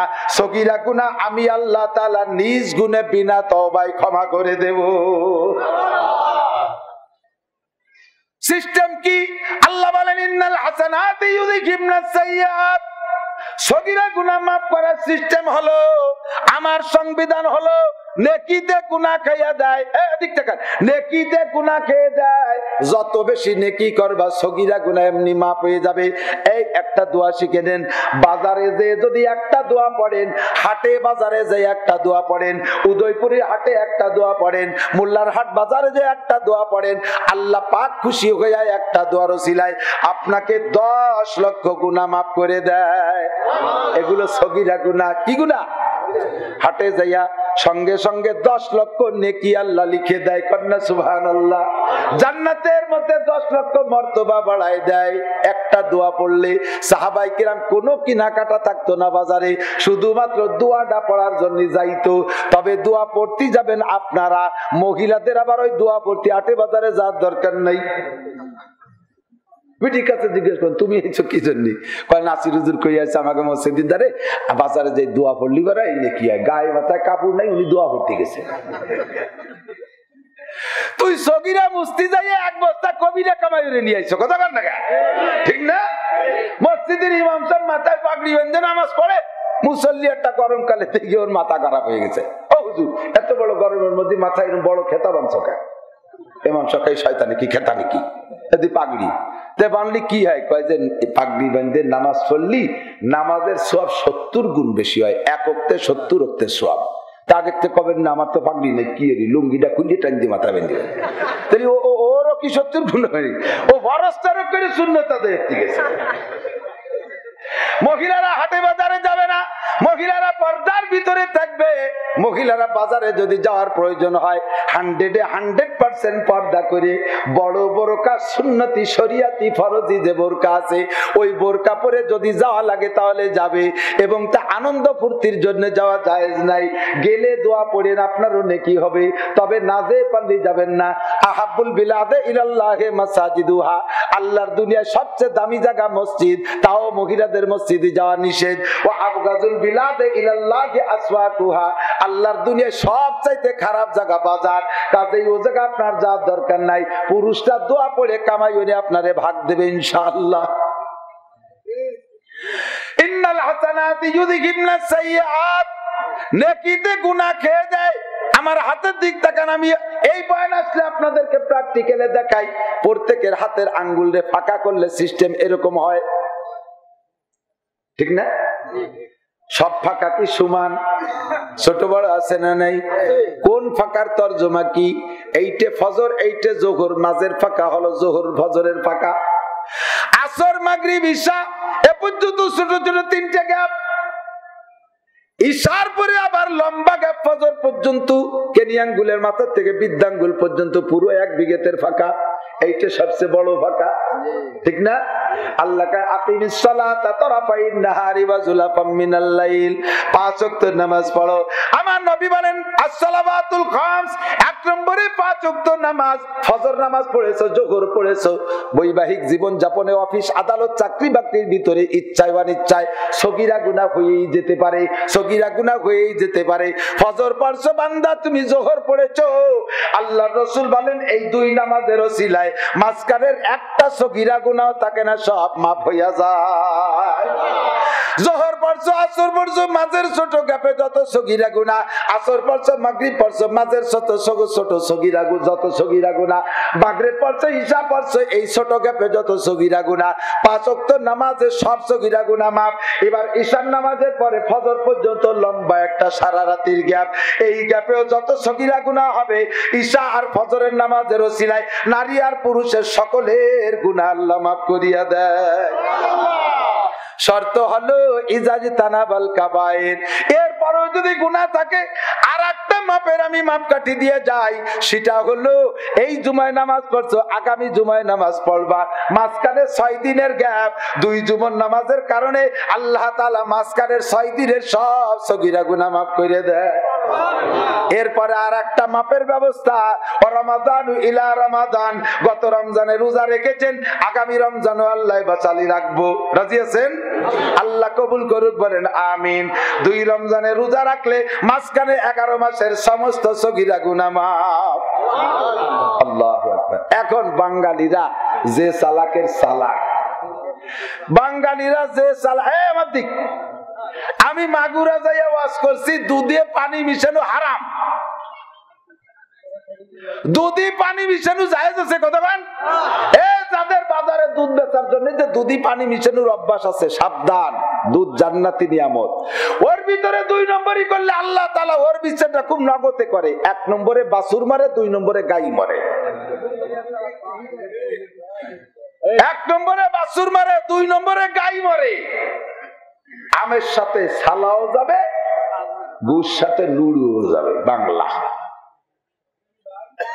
মহিলারা ছোট ছোট পোলাপান মাটিতে পায়খানা করলে খড় দিয়ে পেঁচায় ফেলায়, ওরে লুড়ো কয় না? এই খড় পালাইতে নতুন তাজা খড়ই আনে। উদ্দেশ্য খেড় ফেলানো না, উদ্দেশ্য হলো ময়লা ফেলানো, কিন্তু খালি ময়লা ফেলায় কি খেড় কটা ফিরে নিয়ে আসে? ওর সাথে নুড়ুও চলে যায়, ওরে কয় নুড়ো, ঠিক আছে নাকি? তো ময়লার সাথে যেমন নুড়ুও যায়, তোমার ওই দুধের সাথে যে পানি মিশাইছে ওর সাথে পয়লা যাবে বাছুর, এরপরে যাবে গাই। দুধের সাথে পানি মিশাবে না, সাবধান। বাজারে দুধ খাওয়ারই কায়দা নাই, কথা কয়। লোহাগড়ায় এক আর্মি রিটায়ার্ড, উনি কয় হুজুর বাজারে দুধ কিনাই ছাড়ান দিছি, এই জন্য অকালে সেটা গাই পালছি। কেন? কয় হুজুর বাজারে একবার দুধ কিনে নিয়ে বাড়ি বোর কাছে দিছি, বলতি দুধ সাইকে দুধ টুকরে আতুরির মধ্যে দিয়েছে, মানে হাড়ির মধ্যে দিয়েছে, চাকরির মধ্যে দিয়েছে, চিংড়ি মাছ পটাশ পটাশ করে ভালাচ্ছে।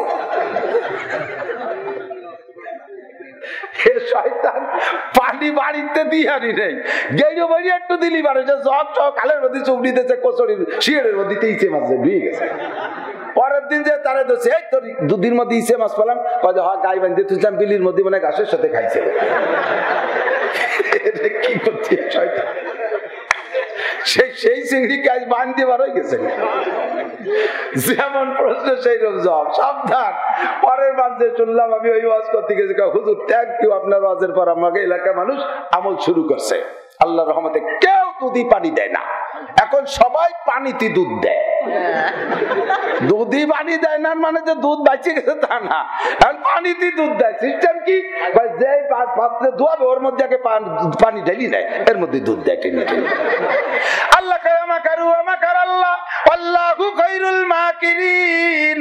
কত চালাক তুমি, তোমার চাইতে চালাক আমি আল্লাহ, সব অপকৌশল আমি বুঝি। বুঝরে বলেন বোঝে কিনা? আল্লাহ ভালো বোঝে, বিচার আল্লাহই করে ছেড়ে দেবে। আমাদের যদি 2 রমজানে 11 মাসের গুনাহ মাপ হয়ে যায়, যেই বাঙালির বাঙালি দুধি পানি মিশে নামিছে, পানিতে দুধ দিচ্ছে, 2 রমজানে যদি 11 মাসের গুনাহ মাপ হয়, তাই তো জুমার নামাজও লাগতেছে না, উক্তি নামাজও লাগতেছে না, 11 মাসে তো সব খাই বেড়েছে। 2 শুক্রবার শুকুরানি মুসল্লি আছে না, ওরে বাপরে বাপ, বাবের জ্বালায় সারা 5 ওয়াক্ত উক্তি নামাজ নাই, 6 দিনের মধ্যে খবর নাই। মসজিদের সভাপতি, মসজিদের সেক্রেটারি, স্থানীয় প্রভাবশালী যাইয়ে শুক্রবারে আর গোলগাল ব্যাঙ্গের মতো মার দিয়া পাঞ্জামি হইয়ে ইমাম বরাবর পিছনের কাতারে যায় নামাজ বিছাইয়ে বসে খটাস খটাস সবজি দীপ্তি তালে জাল খাও দিনই পেটের মধ্যে টালিপ বেরোবে না। এত বড় শিক্ষিত, পেটের মধ্যে বোমা মারলে একটা পা বেরোবে না। উনি যে ইমামের পিছনে বসে, কেন? উনি প্রভাবশালী, উনি সভাপতি, উনি সেক্রেটারি।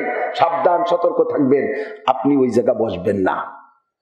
কারণ ওই জায়গা ওই লোকটা বসবে, হচ্ছে সমাজের গরিব মানুষ যার কিরাত শুদ্ধ, যে ইমামের অ্যাসিস্ট্যান্ট ইমাম হওয়ার যোগ্যতা রাখে। ইমামের যদি নামাজের মধ্যে অজু ছুটে যায়, জাতি পারে না, তাহলে ছুটছে নামাজ অজু ইমামের, তাহলে ইমামের নামাজ ছুটবে, মুসল্লিদের তোর অজু ছুটি নেই, তাকে ছুটবে কে? কারণ 500 মুসল্লি পিছনে দাঁড়ানো, সামনেতে ইমাম সাহেবের রুকুতি যে সিজদায় যে অজু ছুটে গেছে, এখন কি করা যায়? আল্লাহ কায় তোরা যার যার জায়গায় থাক, তোকে নামাজ ছুটি নেই, যার অজু ছুটি নেই তার নামাজ ছুটি নেই, ওর ছুটছে বিচের ওর হবে। ইমাম সাহেব ওই জায়গাতে উঠে যে পিছনে যে বসা ছিল তার ওই জায়গায় ইমামও অ্যাসিস্ট্যান্ট ইমাম বানাই দিয়ে যাবে। এখন যে লোকটা পিছনে যে বইছেন, আপনারা যদি ওইতে ইমাম বানাই দেয় তাহলে কি হবে? ইমামের তো বাই ছুটছে, আপনি দেবেন পায়খানা করিয়া, কাজেই আপনি ও জায়গা দাঁড়াবেন না, আপনি দাঁড়াবেন 1-2 জন পরে, ও জায়গা দাঁড়াবে ওই লোকটা যে লোকটা ইমামতি করার যোগ্যতা, ঠিক না? সারা 6 দিনে নামাজ নাই, জুমার দিন যাই এক গোল গেল, তুমি সামনে বইসা আল্লাহরে ফাঁকি দিবা যে 2 জুমায় 6 দিনের গুনাহ মাফ। ও বান্দা, তুমি ভালো করে জেনে নাও, আমার নবী ইবাদতের তরতিব রেখেছে, আমার নবী ইবাদতের সিরিয়াল রাখছে। 2 রমজানে 11 মাসের গুনাহ খাইতে হলে আগে লাগবে 2 জুমা, 2 জুমায় 6 দিনের গুনাহ খাইতে হলে আগে লাগবে 5 ওয়াক্ত নামাজ। যদি তোমার আমলনামায় 5 ওয়াক্ত নামাজ থাকে তাহলে 2 জুমা কার্যকারী, যদি 2 জুমার 5 ওয়াক্ত নামাজ থাকে তাহলে 2 রমজান কার্যকারী। কথা বলেন ঠিক কি ঠিক না? এই জন্য 1 নম্বরে as-সালাওয়াতুল খামস, 5 ওয়াক্ত নামাজ, 2 নম্বরে আল জুমআতু ইলা জুমআ, এ জুমা থেকে সে জুমা, 3 নম্বরে রমাদান ইলা রমাদান, 2 রমজানের রোজা রেখেছো, মুকাফফিরাতুম মা বাইনাকুন্না ইযা জিতানাবাল কাবায়ের, এই 3টে ইবাদতের সমস্ত সগীরা গুনাহ কে ফেলবে। এর সাথে আরেকটা শর্ত, যদি তুমি ইচ্ছাকৃত কবিরা গুনাহ পরিহার করে চলতে পারো, কবিরা গুনাহগুলো করবা না, কবিরা গুনাহগুলো ছেড়ে দেবেন, কবিরা গুনাহ করা যাবে না। ভালো করে মনে রাখেন, ইবাদত করা যত বড় কারামতি, ইবাদত করা যত বড় ইমানদারি, তার চাইতে গুনাহ ছেড়ে দেয়া বেশি বড় ইমানদারি। বোঝে নাই? ভালো কাজ করা সহজ, গুনার কাজ ছেড়ে দেয়া কঠিন। এক যুবক নামাজ পড়ে না, ধরিয়ে ফেলাইছি, আমার সাথে অনেক যুবকের সাক্ষাৎ পীড়িত আছে, মসজিদে হুজুর আমি আপনার জন্মের ফ্যান, এই ফ্যান কয়ে জড়াই ধরছে, হুজুর একটা সেলফি তুলি। আমি কই সব করিস কেন, সব অনুমতি আছে, চলা জামাতের সময় হয়ে গেছে, নামাজ পড়িয়ে নেই। এই সময় খুশি মুছতে হুজুর আওয়াজ তো শুনি না, নামাজ পড়বো না, এই তো নামাজ পড়বি না, হুজুর আমার প্যান্টের অবস্থা ভালো না। এই প্যান্ট পরে অবস্থায় মসজিদে গেলে অন্য মুসল্লিকে নামাজের ক্ষতি হবে। প্যান্ট পরছে 7 দিন, এতে সুসমরা গন্ধ, এ নিয়ে যাওয়া যাবে না। বলে যে ওই জায়গায় একটু পানি ছিটাই দিয়ে যাওয়া যায়, তালি দেওয়া যাবে না, হুজুর অসুবিধা নেই, দরকার হয় 2 ফেললাম। বলার সাথে যদি মসজিদে চলে যায়, সৎ কাজের আদেশ, ভালো কাজ যা যে কোনো ভাবে তারা ফুসলাই নিয়ে যায়, তাৎক্ষণিক ভাবে আমল করাই ফেলাইছি। কিন্তু যদি কই শোনা, তোর স্বাস্থ্য চেহারা দেখে তো আমার সন্দেহ হয়, তুই কি রাতের বেলা কিছু খাও না কিছু না, দেন না? ওই খাওয়া পার্টি টলটলে ফিগারের যুবক, তারপরে ওই হাবা জাবা খাওয়া, ইয়াবা গাঁজা ফেন্সিডিল হিরোইন খাওয়া পার্টির স্বাস্থ্য চেহারা নষ্ট হয়ে যায়। কথা বলেন ঠিক কি ঠিক না? রাস্তায় যে হাঁটে দেখি 2-3 জন একসাথে এরকম থল ধরে ঢুলতে হাঁটে, এইরকম ডোলে কাকা যে মাল খাইছে বলে তালারাই ফেলাইছে।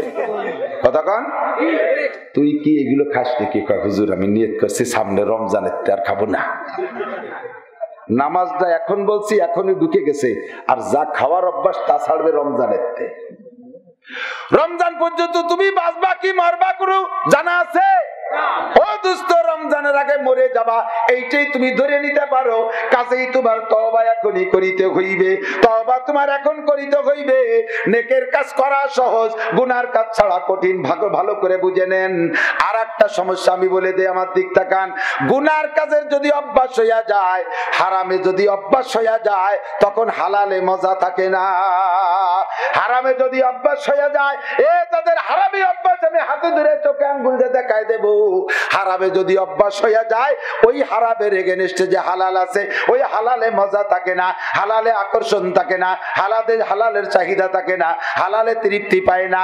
যদি কোনো পুরুষের পরনারীর সাথে, যদি কোনো পুরুষের পরনারীর সাথে অন্যায় ভাবে কোনো সম্পর্ক থাকে, যদি কোনো পুরুষের পরনারীর সাথে অন্যায় করার অভ্যাস থাকে, ওই পুরুষের নিজের স্ত্রীর সাথে সম্পর্ক ভালো থাকে না, স্ত্রীতে তৃপ্তি পায় না, স্ত্রীতে মজা পায় না, স্বাদ পায় না। হারামি অভ্যাস হয়ে গেলে হালালে মজা থাকে না। যদিকের সুদ খাওয়ার অভ্যাস থাকে তাহলে ওই লোকটা ব্যবসায় তৃপ্তি পায় না, ব্যবসায় মজা পায় না, ব্যবসায় আকর্ষণ থাকে না। যদি কোনো লোকের ঘুষ খাওয়ার অভ্যাস থাকে, ঘুষ খাওয়ার অভ্যাস হইয়া যায়, তাহলে ঘুষের কারণে ঘুষের অভ্যাসে এমন হইয়া যায় বেতনে তার মজা পায় না, বেতনে তৃপ্তি পায় না, বেতনের প্রতি তার আকর্ষণ থাকে না। কথা কোন ঠিক কি ঠিক না? হিরোইন এই হারাম কার দিকের অভ্যাস থাকে, ওই লোকটা দুধে আর মধুতে পানিতে মজা পায় না। ঠিক না? এদিক তাকান। ঘুষ এসে গেলে একটু কয়ে যাই, সুদ করতে এলাকায় নাই, সুদে কারবার তো নাই, সবাই দাঁত মেজে কুলিয়ে ফেলাইছে। আল্লাহু আকবার। এদিক সুদ যে আছে, খাই কারা? আমি জীবনে খাইও না, আমি কেউ দেইও নাই, কাজেই ওই পার্টির আমি চিনি না। তবে আমি বর্তমানে সুদের একটা ক্রিয়া পাইছি, তাতে বুঝি যে সুদে কারবার আর ঘুষে কারবার আছে। সেটা কি? এদিক আমাদের ছোটবেলায় দেখতাম বাড়ি বাড়ি ল্যাপে, তোষকে, বালিশে, মশারির কেনিতে প্রচুর সারপোকা। কতক্ষণ এই সারপোকা উড়োস মারার জন্য সরকার মেশিন দিয়ে পাঠাইতো, বিশাল শব্দ হইতো, ধুমো ধুমো করে ফেলতো বাড়ি। মনে আছে নাকি? উড়োস মারা, সারপোকা মারা, মেশিনে ওষুধ দিয়ে উড়োস সারপোকা মারতো। কি পরিমাণ উড়োস সব জায়গা। চেয়ারে বসা যেত না, খালি চকিতে বসা যেত না, চকির ফাঁকে দুই তক্তার মাঝখানে খালি উড়োস সারপোকা। এখন কি আছে নাকি? এ গেল কোন জায়গায়? হিজরত করে ইন্ডিয়া গেছে নাকি? কোন জায়গা নাই। ইউরে উড়োস সাপ। এই উড়োস মারা তাবিজ হলো 7 জন ভালো ধরনের প্রসিদ্ধ সুদখোরের নাম লেখে তাবিজ বানাইয়া গরুর গলায় ঝুলাই দিলি আইটেলি পড়ে যায়। 7 জন সুদখোরের নাম তাবিজ বানাইয়া ঘরে ঝুলাই রাখলি উই পোকা আর সার পোকা চলে যায়।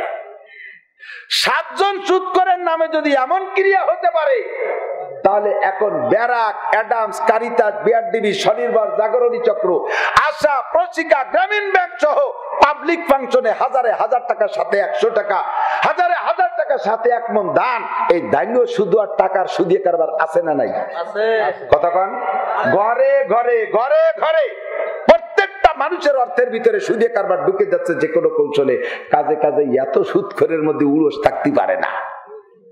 ভালো বিখ্যাত 7 জন ঘুষখোরের নাম এ লিখে দিলেও এইরকম ক্রিয়া পাওয়া যায়। তো ঘুষখোর আর সুদখোরের দেশটা বোঝাই হয়ে গেছে। কাজেই এর ক্রিয়ায় আমরা উড়োস দেখতেছি না, সারপোকা সব শেষ। ঘুষে যাদের অভ্যাস হয়ে গেছে বেতনে তারা তৃপ্তি পায় না। সুদে যাদের অভ্যাস হয়ে গেছে, ভালো করে মনে রাখবেন, সুদখোর আর সুদদাতা উভয়ের সমপরিমাণ গুনাহ। সেই গুনাহ হলো কত? আল্লাহ নবী বলেন, আর রিবা 70 জুজআ, সুদ খাইলেও দিলে সুদের ভিতরে, টোটাল সুদে কারবারের ভিতরে 70 প্রকার গুনাহ আছে। আলাহা 1 নম্বর গুনাহ হলো হারবুম বিল্লাহি ওয়া রাসূলিহি, আল্লাহ আল্লাহর রাসূলের সাথে যুদ্ধ করার গুনাহ। 1 নম্বর গুনাহ আল্লাহ আল্লাহর রাসূলের সাথে যুদ্ধ করার গুনাহ। ও দোস্ত, আল্লাহর সাথে যুদ্ধ করা, রাসূলের সাথে যুদ্ধ করা জায়েজ আছে নাকি বলেন? এটা সগীরা গুনাহ না কবিরা গুনাহ? আল্লাহ আল্লাহ রসুলের সাথে যুদ্ধ করা কবিরা গুনাহ। দোস্ত রে, আল্লাহ আল্লাহ রসুলের সাথে যুদ্ধ করে কেউ কোনোদিন টিকতে পারে নাই, আপনিও টিকতে পারবেন না। আল্লাহ আপনার সাথে যুদ্ধ করতে রাইফেল কামান বন্দুক নিয়ে আসবে না। আল্লাহ পাক যুদ্ধ করবে কোন শব্দ দিয়া? ওয়া ইযা আরাদা শাইআন আইয়াকুল লাহু কুন ফায়াকুন। যদি আল্লাহ কোনো কিছু করার ইচ্ছা করে তাহলে কোন শব্দ বলে আর তা হয়ে যায়। আপনাকে ধ্বংস করবে কোন বলবে হয়ে যাবেন, আপনাকে রোগ দেবে কোন বলবে হয়ে যাবেন রোগী, আপনার কিডনি মারি দেবে কোন বলবেন আপনি কিডনি মারি খেয়ে যাবেন। আপনাকে আল্লাহ তাআলা যত প্রকার বিপদে ফেলাবে কোন শব্দ বলতে যে দেরি হইতে দেরি নাই। আর 70 নম্বরের সবচাইতে ছোট্ট গুনাহ হলো ওয়া আইসারুহা আইয়ানকে হারজুলু উম্মা, সুদখোর আর সুদদাতা আপন মায়ের সাথে জিনা করার গুনাহ। সুদখোর আর সুদদাতা প্রত্যেক 1 টাকার বিনিময়ে আপন মায়ের সাথে 36 বার জিনার গুনাহ কামাই করে।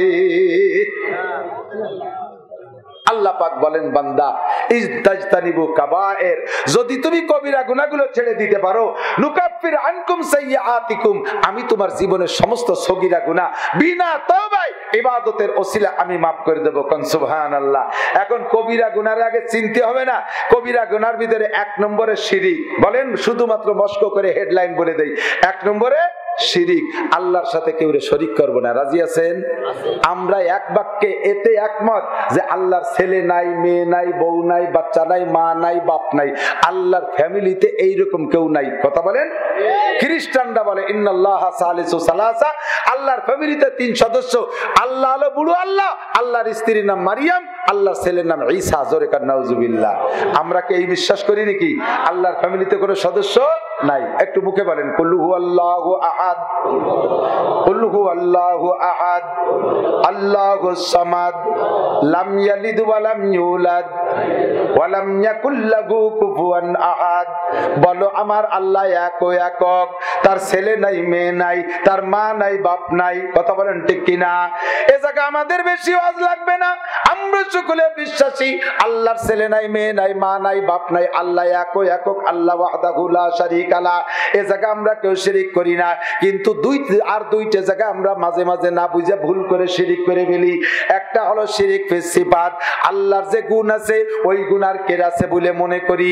আল্লাহ ছেলে দেয়, মেয়ে দেয়, আবার মান্নত করি আমরা খান জাহান আলী রহমাতুল্লাহ আলাইহির দরগায়, আমরা মান্নত করি উদয়পুর পীরবাড়ি পীর সাহেবের নামে, আমরা মান্নত যদি করি সদর সাহেবের নামে, আমরা মান্নত যদি করি ৮৮ চন্দ্রপাড়ার পীর সাহেবের নামে, আমরা মান্নত যদি করি শাহজালাল রহমাতুল্লাহ আলাইহির দরগায়, আমরা মান্নত করি খান জাহান আলী রহমাতুল্লাহ আলাইহির দরগায়, আমরা মান্নত করি বাইজিদ মুস্তামির দরগায়, এমন কোন পীরের নামে, মাজারের নামে মান্নত করে উদ্দেশ্য যে জায়গা দিলেও কোনো কিছু হাসিল হয়। এনাদেরও সেই ক্ষমতা আছে যে ক্ষমতা আল্লাহর। এইরকম আকীদা রাখা এইটাও শিরিক। আমরা মনে করি আল্লাহ যেমন হাজের আর নাজের, নবী ওইরকম হাজের আর নাজের। আমরা মিলাদ পড়ে মিলাদ মাহফিলের ভিতরে নবী চলে আসে, এই আকীদা রাখা এটাও শিরকি গুনাহ।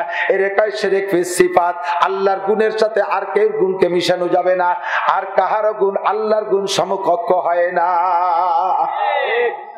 ঠিক কিনা? ছেলে দেয় কে? আল্লাহ। আর এক জায়গাও না বুঝে ভুল করি, ছেলে দেয় আল্লাহ, মেয়ে দেয় আল্লাহ। আপনাদের এলাকায় মেয়ে দেয় কে? আল্লাহ। স্বীকার করে না। মেয়ে দেয় বৌতি, ছেলে দেয় আল্লাহ। ছেলে হইলে বড় গরু জবাই দিয়া ছেলেরে বরণ করে স্বর্ণের মালা দিয়া, আর মেয়ে হইলে স্ত্রীর আতুর ঘরে কেড়াই দিয়ে বাড়ি শুরু করে।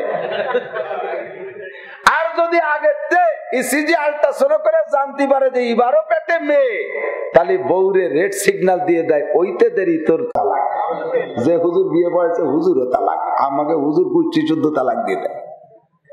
সলিড রিপোর্ট, বাচ্চা হওয়ার পরে মেয়ে হয়েছে, ওই ঘরের থেকে নারীর থেকে বাচ্চাটা বিচ্ছিন্ন করার সাথে সাথে বউরে চুল ধরে পিটাইতে পিটাইতে রাস্তায় নিয়ে গেছে। এই লোকটা কাফের। এই লোকটা কি বলেন? কি ফতোয়া দেন? কাফের। নামাজ পড়লেও কাম হবে না, রোজা রাখলেও কাম হবে না, হজ করলেও কাম হবে না। অনেকে আবার কয় হুজুর মানুষে কাফের করা জায়েজ নেই, তা মানুষে কবে না, তাই কবে কিনা? কাফের রে কাফের বলতেই হবে। তুই আল্লাহর সাথে নাফরমানি করেছিস কতক্ষণ? মেয়েটা দেশে আল্লাহ, তুই বউরে মারিস কা? তাহলে তুই দোষারোপ করছিস মেয়ে বানাইছে বউতি। তুই বর পাল্টা দিছিস, এই অন্যায় বউ করছে। মেয়ে হওয়া অন্যায়, এই অন্যায় বউ করছে। তাহলে ন্যায় কাজ করা তো তোর কাজ, তোর বউ পারে না, মহিলা মানুষ মাইয়ে বানাইছে। তোরা কয়বা বেটা বাগা বাগা এই মোল্লারাটের চেতা নেতা, তা ছেলেটা তোরা কয়বা বেটা বানা?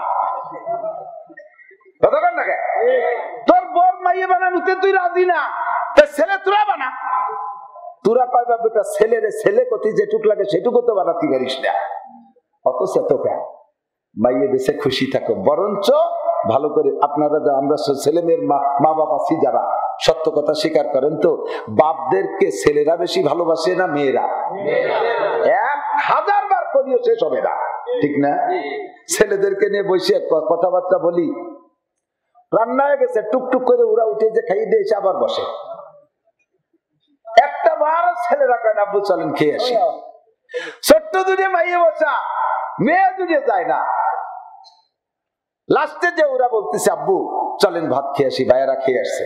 তো ওরা কন্যা খালে তো জানলাম না, ওরা যে খেয়েছে চলেন না, যত তোমরা খেয়েছো না, আব্বু তুমি না গেলে খাবো না, আপনি না গেলে খাবো না। ওরা আব্বার গলা দোলা দিয়ে সাথে নিয়ে খাওয়ায়, একই সাথে খাইতে বলছি, বড় মাছ আনছি। ছেলে একজন কয় যে মাথাটা আমি খাবো, ছোট্ট মাইয়া সে কয় যে মাথা তুই খাবি না, মাথা খাবে আমার আব্বু। ও কয় না যে আমি খাবো। ছেলে কয় মাছের মাথা আমি খাবো, মেয়েতে কয় না মাছের মাথা আমি খাবো, মেয়েতে কয় মাছের মাথা আব্বু খাবে। কথা কয়, বাপ মারা গেলে ছেলেদের চাইতে মেয়েরা কয়েক গুণ বেশি কান্নাকাটি করে। আর সেই মাইয়েটা হলি তুমি বউরে আতুর ঘরে পিটাইছো, তুমি ঈমান নষ্ট হয়ে গেছে। কোরআন শরীফের আয়াত মানো নাই? আল্লাহ কায়া হাবুলি মাইয়া শাউ ইনাসা ওয়া হাবুলি মাইয়া শাউ যুকুর আও ইউযাবিজুকুম যুকরান ওয়া ইনাসা ওয়া ইয়াজআলু মাইয়া শাউ আকিমা। বরঞ্চ ছেলে হইলে বাপে যে পরিমাণ খুশি হয় তার চাইতে মাতে খুশি হয় বেশি, কারণ মায়ের শক্তি বাড়ে, মায়ের আধিপত্য বাড়ে বাড়ে। ওই বাড়ি শ্বশুর বাড়ির ভিটেতে যদি পরপর কতগুলো মেয়ে হয়, বাড়ির কেউ মহিলাটারে চোখে দেখতে পারে না, মহিলাটা মনের দিক দিয়ে দুর্বল হয়ে যায়। ইতিমধ্যে যদি আপনি স্বামী হয়ে আপনিও তারপর টর্চারিং করেন, শ্বশুর শাশুড়ি গার্জিয়ান হয়ে যদি তারপর চাপ সৃষ্টি করেন, মহিলাটা যাবে কোন জায়গায়? ও মালিকের কাছে দুঃখ প্রকাশ করে। বেশি প্রেসার দিলে ছোট ছোট বাচ্চাদেরকে ফেলাই রেখা রাতের অন্ধকারে গালে গাছের সাথে রশি লাগায় ঝুলে পড়ে, এ জীবন রাখবই না, এমন একটা বিপদের সম্মুখীন হয়ে যায়, বাচ্চাগুলো এতিম হয়ে যায়। এমন ভুল কেউ করবেন না। সন্তান দেয় আল্লাহ, পীরও দিতে পারে না, বাবাও দিতে পারে না, মহিলার কোনো ক্ষমতা নাই। দেনেওয়ালা জোরে বলেন কে? যাদেরকে আল্লাহ সন্তান দেয় তারা ঠেকাইতেছ বিভিন্ন পদ্ধতিতে, বিভিন্ন পদ্ধতি অবলম্বন করে ঠেকাও, এটাও তোমার হারাম। যারে আল্লাহ সন্তান দেয় না তারে তুমি একটা সন্তানের ব্যবস্থা করে দাও। মাঝে মাঝে মাহফিলে গেলে কোনো জায়গায় বন্ধু বান্ধব আমার শ্রোতারাই শেখায়, হুজুর দোয়া করেন, 22 বছর বিয়ে করছি একটা বাচ্চা কাচ্চা নাই, 10 বছর বিয়ে করছি একটা বাচ্চা নাই, আমার স্ত্রী মা ডাক শুনতে চায়, আমার আব্বু ডাক শুনতে চায়। ওরে তুমি তদবির করিয়া, তুমি বিভিন্ন প্রকল্প প্রযুক্তি ব্যবহার করিয়া সন্তান ঠেকাই দিলে, তাহলে প্রযুক্তিতে একটা দিয়ে দাও। ঠেকাতেও তুমি পারবা না, দ্বিতীয় তুমি পারবা না, সর্বময় ক্ষমতা কার? 1 নম্বরে শিরিক থেকে বাঁচবো। 2 নম্বরে 3 নম্বরে আর এক প্রকার শিরিক করি, এই শিরিকটা নিয়ে একটু বুঝতে হবে, সবাই বুঝতে হবে, ঠান্ডা মাথায় বুঝতে হবে, ভুল মোটে বুঝবেন না। সারা জীবন ইবাদত করে লাস্টে শূন্য নিয়ে হাসরের মাঠে উঠবেন। যদি এই কথাটা না মানে না খান, সেটা হলো শিরিক ফিল ইবাদত। আল্লাহ বলেন ওয়ালা ইউশরিক ফি ইবাদাতি রাব্বিহি আহাদা। আল্লাহর সাথে ইবাদতের মধ্যে কেউ শরীক করবে না। ইবাদতের শরীক কি? এদিক এদিক। বাপ মারা গেছে, মা মারা গেছে, মানুষ মারা গেছে, এর মারা যাওয়ার পরে আমাদের দেশে একটা খাওয়া খাই রসম আছে, আছে নাকি? আছে না? এইটা আমরা এত বলতেছি, মোটে ফিরেতে পারতেছি না। কয় যে হুজুর বুঝি তো, বুঝি নে তা না, কিন্তু এ যদি না খাওয়ায় তাহলে মানসি কি করে নেয়? খাওয়ানোটা ইবাদত, মিলাদ পড়া ইবাদত, দোয়া করা ইবাদত, কিন্তু এই ইবাদত গুলো করছেন আল্লাহর জন্য নয়। ইবাদত করেছেন কি জন্য? মানুষকে খুশি করার জন্য। এ না করলে মানুষে কি বলবে? তাহলে এ কথা তো বলেন না, না করলে আল্লাহ কি বলবে? নামাজ না পড়লে আল্লাহ কি বলবে? এই ভয়ে নামাজ পড়ো না। রোজা রাখলে, রোজা না রাখলে আল্লাহ কি বলবে? এ ভয়ে রোজা রাখো না। দাড়ি না রাখলে আল্লাহ আল্লাহ রসুল কি বলবে? এ ভয়ে দাড়ি রাখো না। ফরজ তরক করলে আল্লাহ আল্লাহ রসুল কি বলবে? এ ভয়ে তুমি ফরজ ধরো না, ফরজ তরক করা বাদ দাও না। বেপরদা করলে আল্লাহ আল্লাহ রসুল কি বলবে? এ ভয়ে তুমি বেপরদা ছেড়ে দিয়ে পর্দা ধরো না। কিন্তু মিলাদ না পড়লে মানুষে কি বলবে, আল্লাহ কি বলবে সেদিক তোমার ফিকির না, মানুষে কি বলবে এই বলে তুমি এই কাজটা করো। এই ইবাদতটা আল্লাহর জন্য করো নাই। আল্লাহর কসম, এই জাতীয় খাওয়া দাওয়া অনুষ্ঠান আর জিয়াফতে 1 পয়সারও নেকি হবে না। করতেছেন ইবাদত, কিন্তু উদ্দেশ্য আপনার দুনিয়ার প্রশংসা। মসজিদ একটা বানাই দিয়া, কি জন্য বানাইছেন? আল্লাহর রাস্তে। আল্লাহর রাস্তে বানাইছেন, তার গায়ে নেম প্লেট লেখছেন কে? ফ্যান একটা কিনে দিয়ে মসজিদে তার তলিটি সৌজন্যে লিখেছ কে? মসজিদে আলমারি একটা কিনে দিয়ে তার গায়ে সৌজন্যে নানটু, সৌজন্য কে? কয়েকখান পোস্টার মাহফিলি সবাই দিয়ে সৌজন্যে বল্টু। এই সৌজন্যতে খেয়ে ফেলেছে, এগুলো ইবাদতই নেই। আমি প্রত্যেক সিজনে, প্রত্যেক বছর 2 বার সরমনাই যাই। 7 দোকানে যে 500 বার কয়, 2 বার সরমনাই যাও, যাও তো যাও, সেখানে যে তুমি ইবাদত করে এসো। তাই 7 দোকানে গল্প দেওয়ার উদ্দেশ্য কি? এই সরমুনায় যাওয়াটা গল্প দেওয়ার জন্য তুমি যাও, এটা আল্লাহকে রাজি খুশি করার জন্য যাও না। তাবলীগে তুমি বছরে চিল্লা দাও, এটা গল্প দেওয়ার দরকার কিটা? তোমার প্রয়োজনে তুমি গেছো, যখনই গল্প দিচ্ছ সেখানে মানুষের কাছে প্রশংসার লোভ হয়ে গেছে, কাজে ইবাদত বন্দেগী শেষ। আমাদের স্বভাব হলো যতটুক করি তার চাইতে প্রশংসা চাই বেশি। ইউহিব্বুনা ইউহমাদু বিমা লাম ইয়াফালু, ভালো কিছু করলে তো প্রশংসা চাই।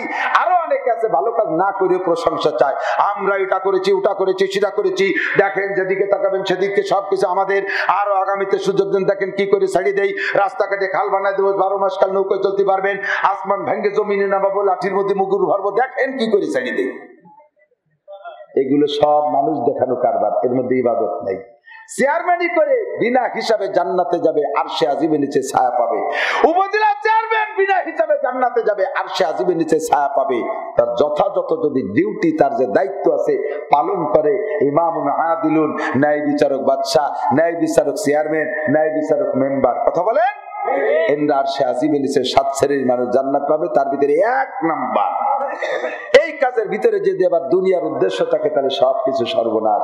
পাগড়ি পরি আল্লাহর জন্য, নামাজ পড়ি আল্লাহর জন্য, জুব্ব পড়ি আল্লাহর জন্য।